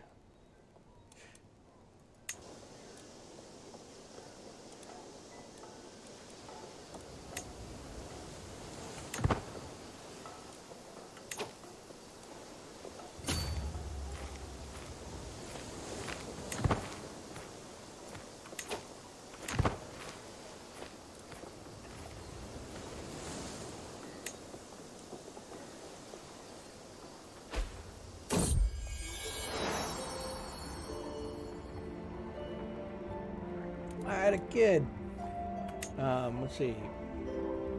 Praise Saint Bridget Mencia has given birth to a perfect little daughter. Who will you become, my child, and what shall I call you? Let's call her. I don't know. We'll keep the original name. After a good Catholic name, good Irish name. Well, they like the name. Oh, it's named after an ancestor. It's a good Irish name.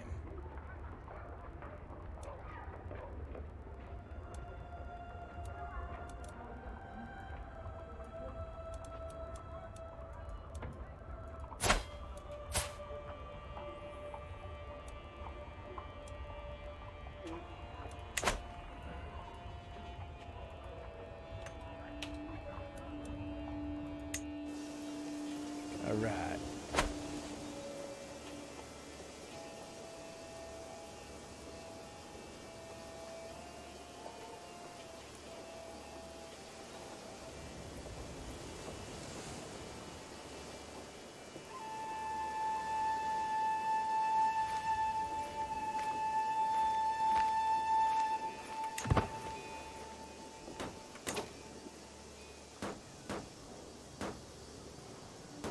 Wow, this place is being attacked.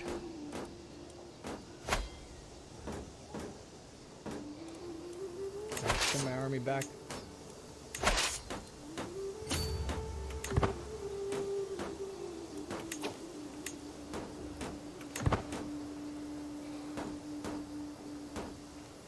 Can't be letting you attack Ormond.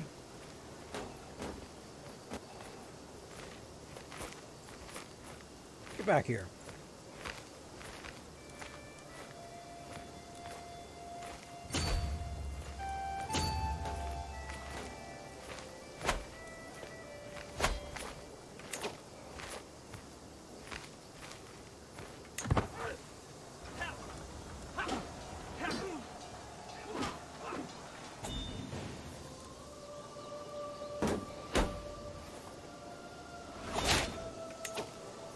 You can unlock a new perk for the martial lifestyle.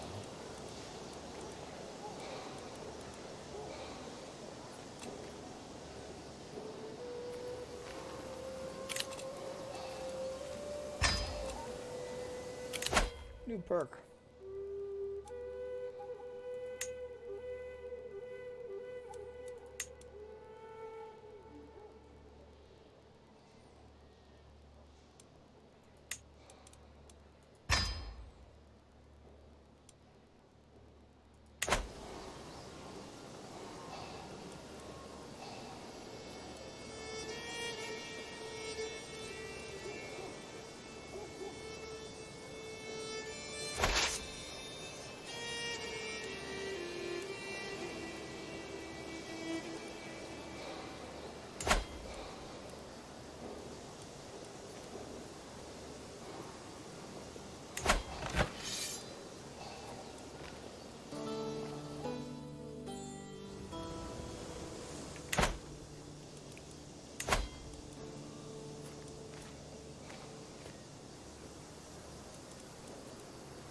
Lost some of my army doing that. So let me call in a favor from...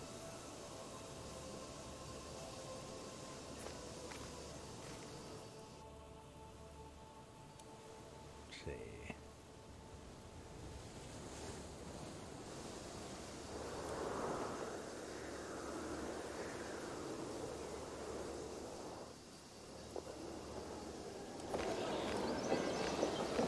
Forge.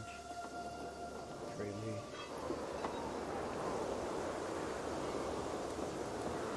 Dolan.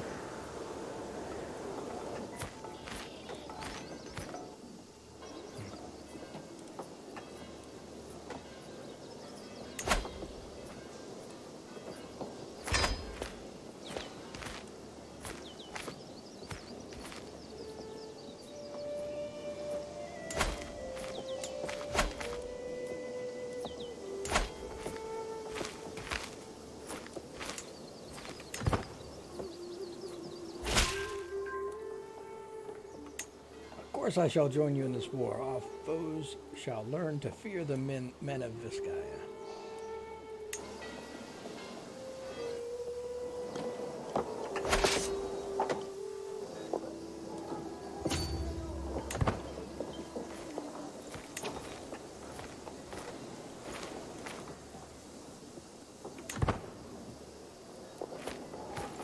Go to Insular Faith? I don't know what that is.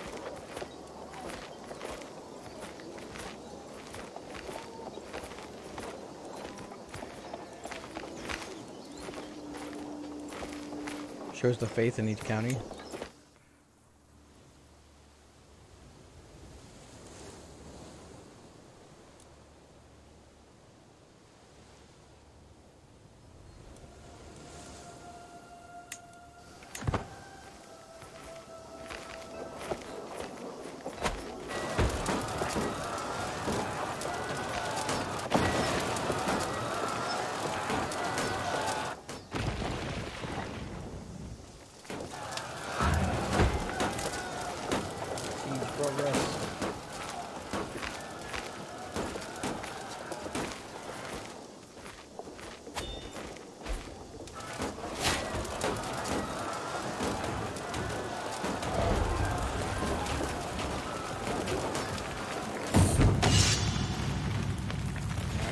Strategical impasse.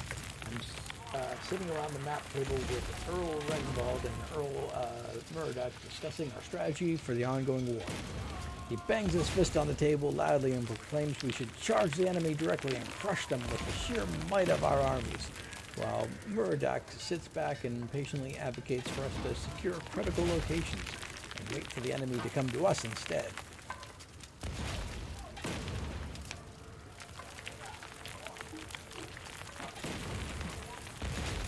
We could do both strategies, gain improved offense and defense for 5 years.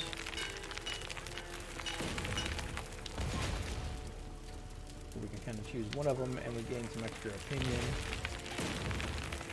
Or we can let them act as they see fit and they both gain what they want and improve their opinion.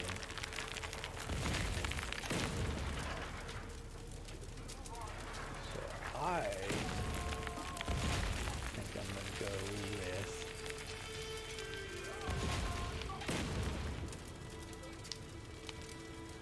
both strategies. Although it was tempting to do the one to let them do their own thing and get the approval. I've been corresponding with your Chancellor and must say that I've come to see you in a new light. Perhaps you are even someone that I would one day be proud to call my friend. Your silver tongue is shining today, Lord Del Bach.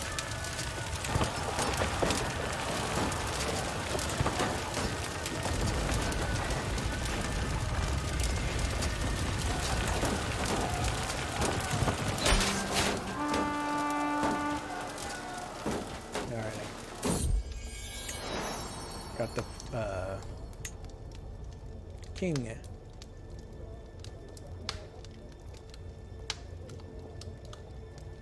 Oh, my wife lost her kid.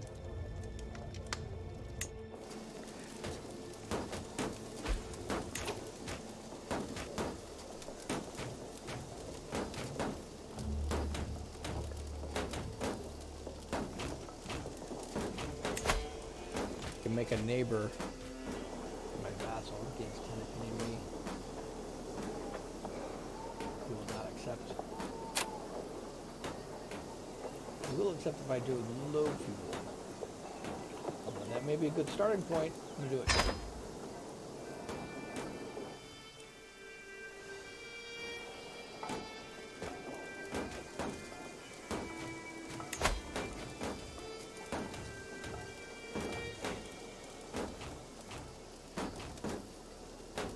So I have the king and the queen both in my prison.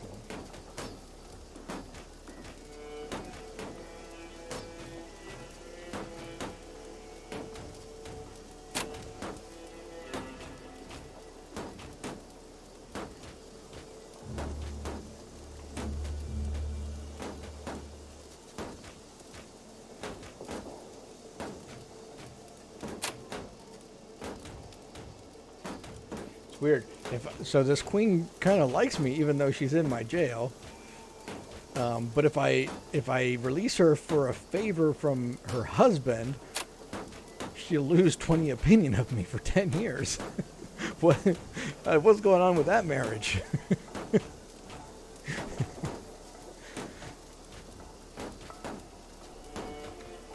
She'd rather stay in jail rather than go back to him.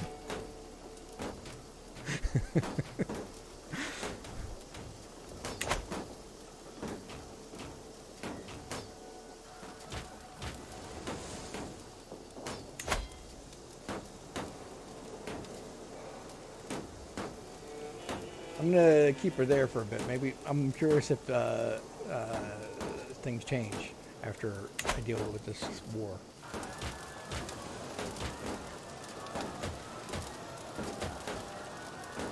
Speaking of the war, how am I doing right now? So I can, my war score is plus 100. Hostage is taken by all war. Okay, so maybe they'll be really find out. Gain 15 fame.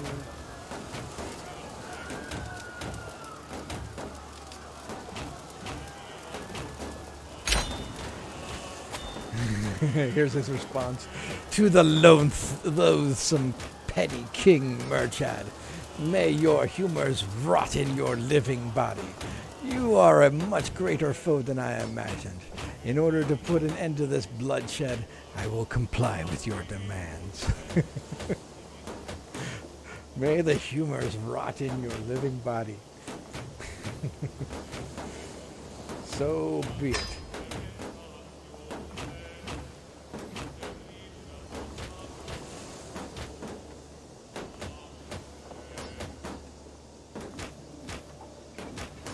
All right.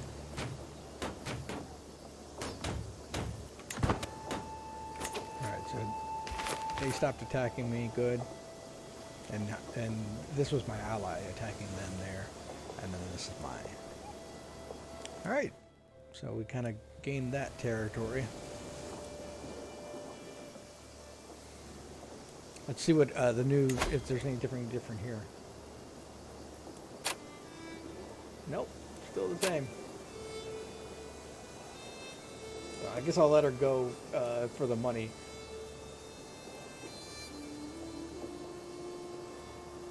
Let's see. Oh, it says that she is dear to him, but we know that it's not reciprocated.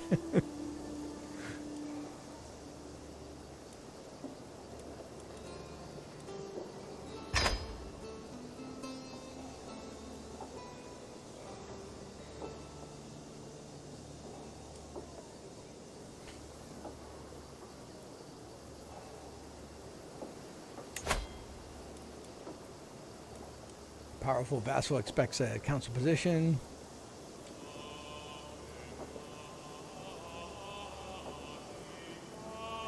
You good at? Excuse me. You good at anything?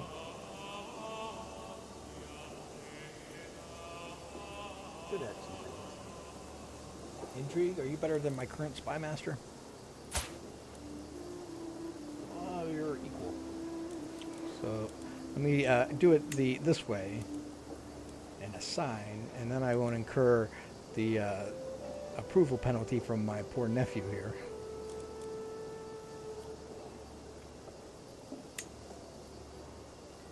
Oh, no, looks like I still get it. Okay. I thought maybe by going to this replace thing, instead of like manually dismissing him, I might be able to skip that. Hey, he's got to know that this other guy outranks him, and I just need to get him on the board so that everybody's hunky-dory.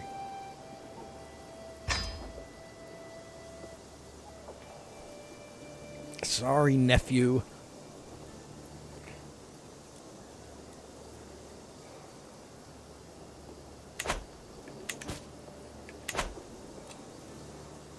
Faiths and religion. All characters believe in a faith, which in turn belongs to a religion. For example, Catholicism is a faith which belongs to Christianity.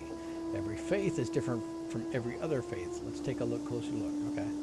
Open the faith view. Highlighted somewhere. Where is it highlighted? Oh, here it is. Your faith has a number of doctrines. This may be what Edgar was asking about earlier. Your faith has a number of doctrines. These doctrines set rules for members of the faith and govern many things, such as gender succession laws available, or what characters can hold temple holdings.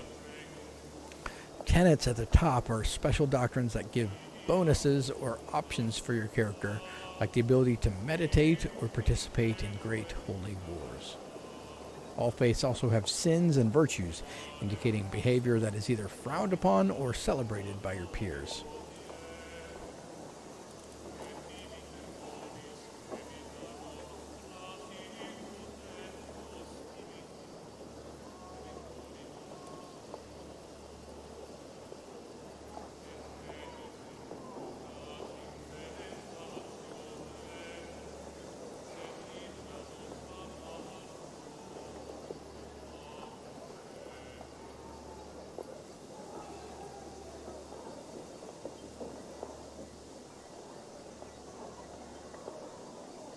It gets pretty granular here.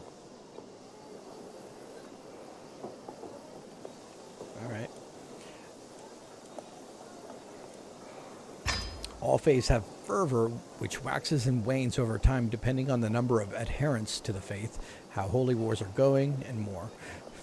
fervor represents how fanatical most members of the faith are feeling currently, including the many unwashed peasants across the world. When your faith's fervor is high, it's easier to convert counties using convert faith in county to your faith, and counties of your faith resist conversion to other faiths. When fervor is low, however, rulers may decide to abandon their current faith in favor of another from the same religion, spawning a heresy. Heretical rulers will convert along their closest territory, and vassals are free to spread their new faith in place of the old. From the faith view, it is possible to create a new faith of your own. Doctrines and tenets will cost a certain amount of piety depending on which tenets your faith current has. This is not something to worry about for your first character, but it can be a very, very fun first goal to work towards when you're feeling more confident. Family members and vassals who have a high opinion of you are likely to join your faith, and high learning skill convince many more, but anyone of your old faith who does not convert will consider you a heretic. Got it.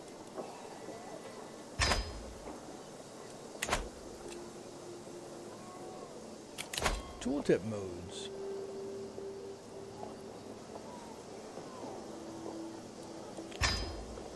If you're an experienced player or just prefer to not have your tooltips lock automatically, we recommend trying out Action Lock. With this mode, you press the middle mouse button to lock tooltips. Okay, so that's sort of like what, if I remember, it was like Lotro had something, or maybe you had to hold Alt, I don't remember. Anyway, you change tooltips by going, I'm okay with the timer one for now.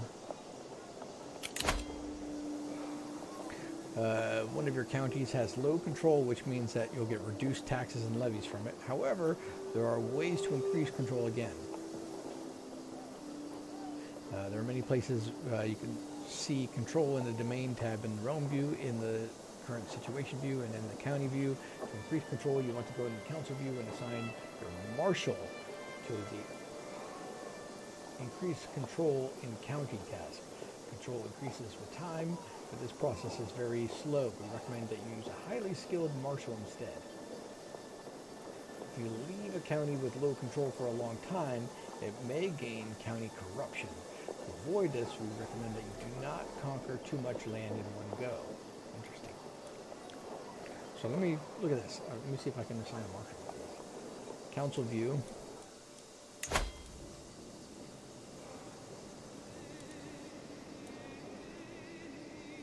Here's my marshal.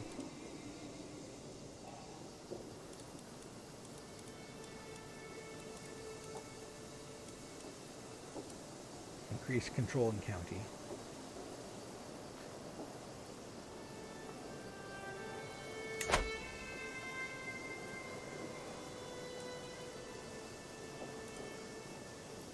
And now I pick the county. Which county was it? It was, there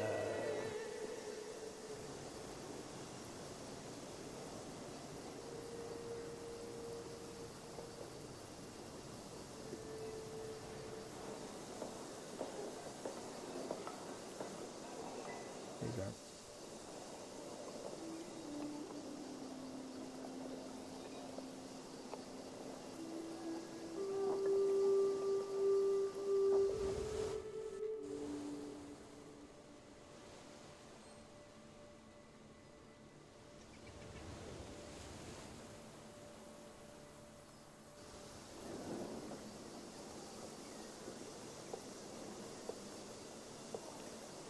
Two.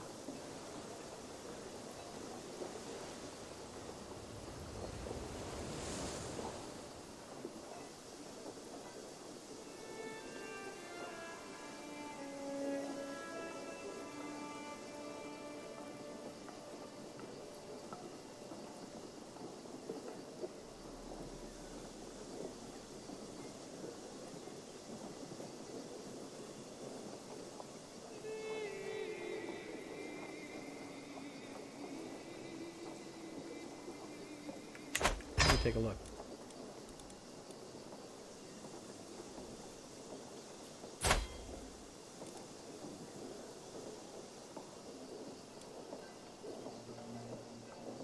This.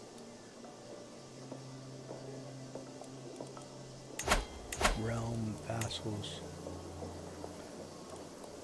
So this must be his county. So that's where I want to assign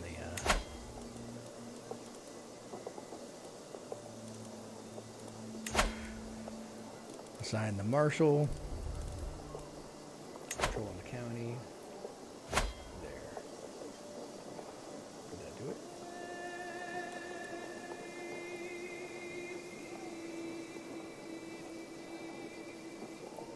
Okay, I think it did. Yeah. 9 years.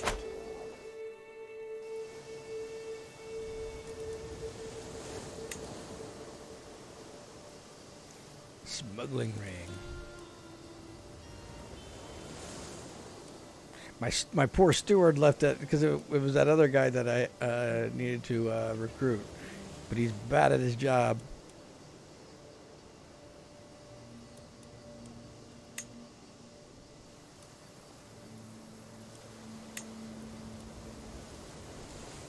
I now control Mayo. It's good because I might want a sandwich later.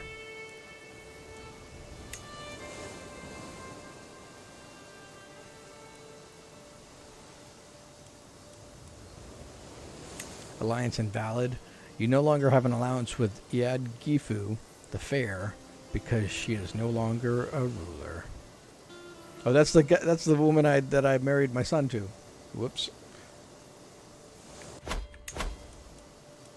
That's okay. I've got a daughter now.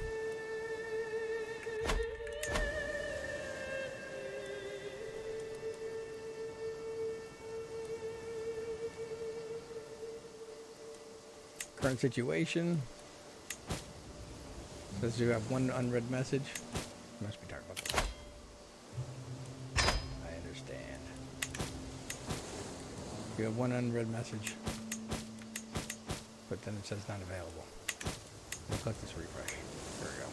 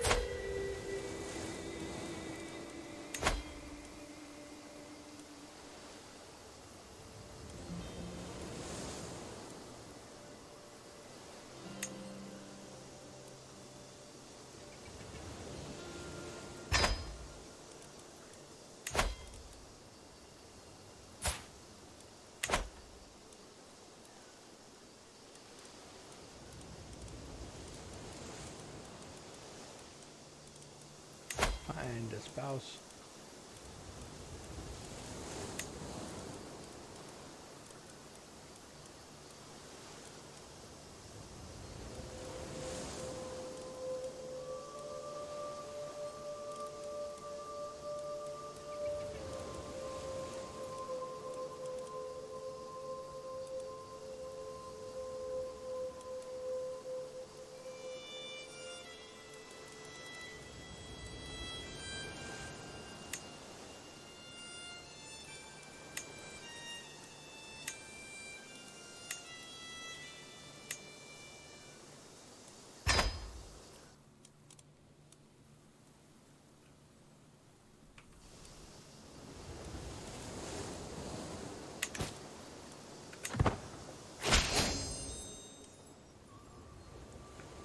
Alright.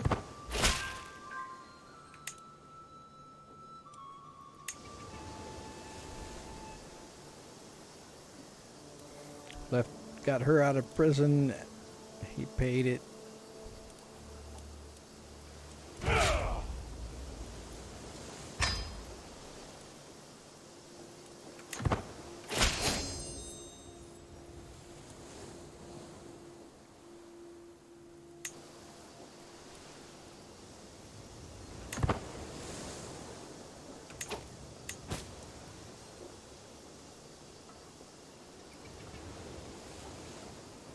Your vassal, MacDonchad of Leinster, holds titles that will be inherited by rulers who are not your vassals.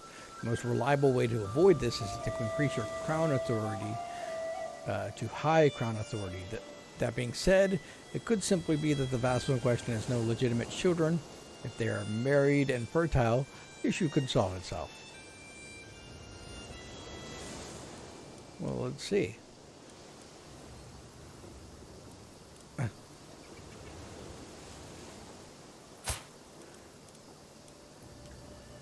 Here's that. Looks like he has a wife here. Make some babies, people.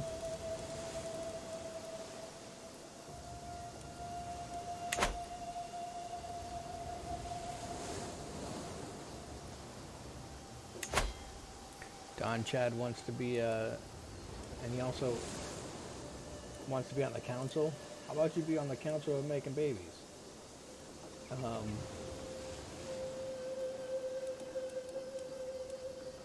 He does have children. What the heck? What's the problem here then?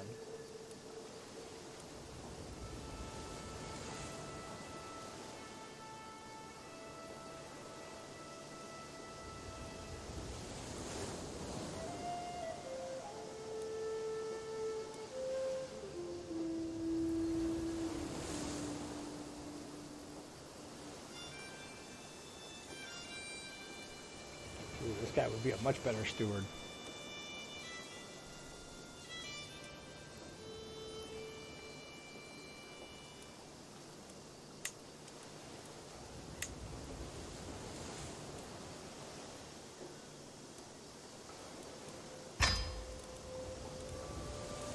That guy's gonna hate me.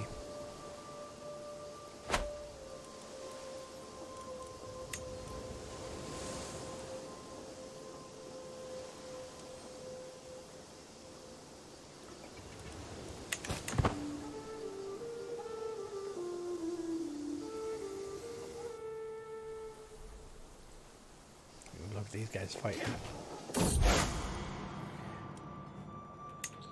A missive from Pope Alexander has arrived. It starts off with pleasantries and outlines the importance I hold in the eyes of the Irish people.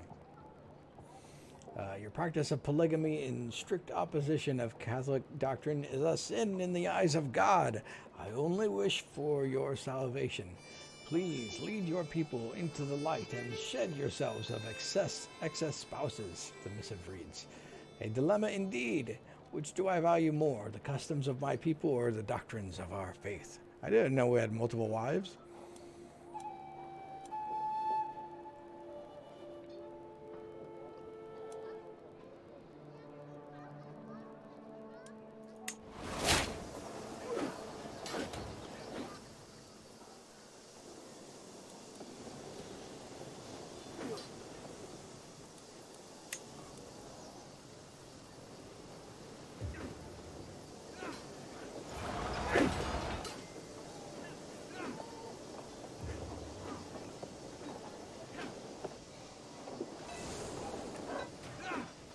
Well, all right. I'm known for dedication to my faith. We'll finish out this year and see if anything interesting comes up. July, August, September, October, November, December. So we got a little bit of extra opinion from Sinach. All right, well, I will end it there. That's a good little preview of what the game's like, I think. Actually, I think they did a better job of explaining this one. I don't feel so overwhelmed by this one. I feel like I mean, there's still things I need to figure out, but I feel like I have a foothold on understanding it. So I'm actually happy about this. Um, hopefully, I don't know what it was like for watching it. Probably a lot of it was kind of dull because it was tutorial stuff, but um, maybe at least give you an idea that this one isn't quite as bad as some of the past ones. They were kind of notoriously difficult to grok, and this one seems a little bit better. So that's cool. Anyway, thanks for watching, everyone, and I will see you all next week.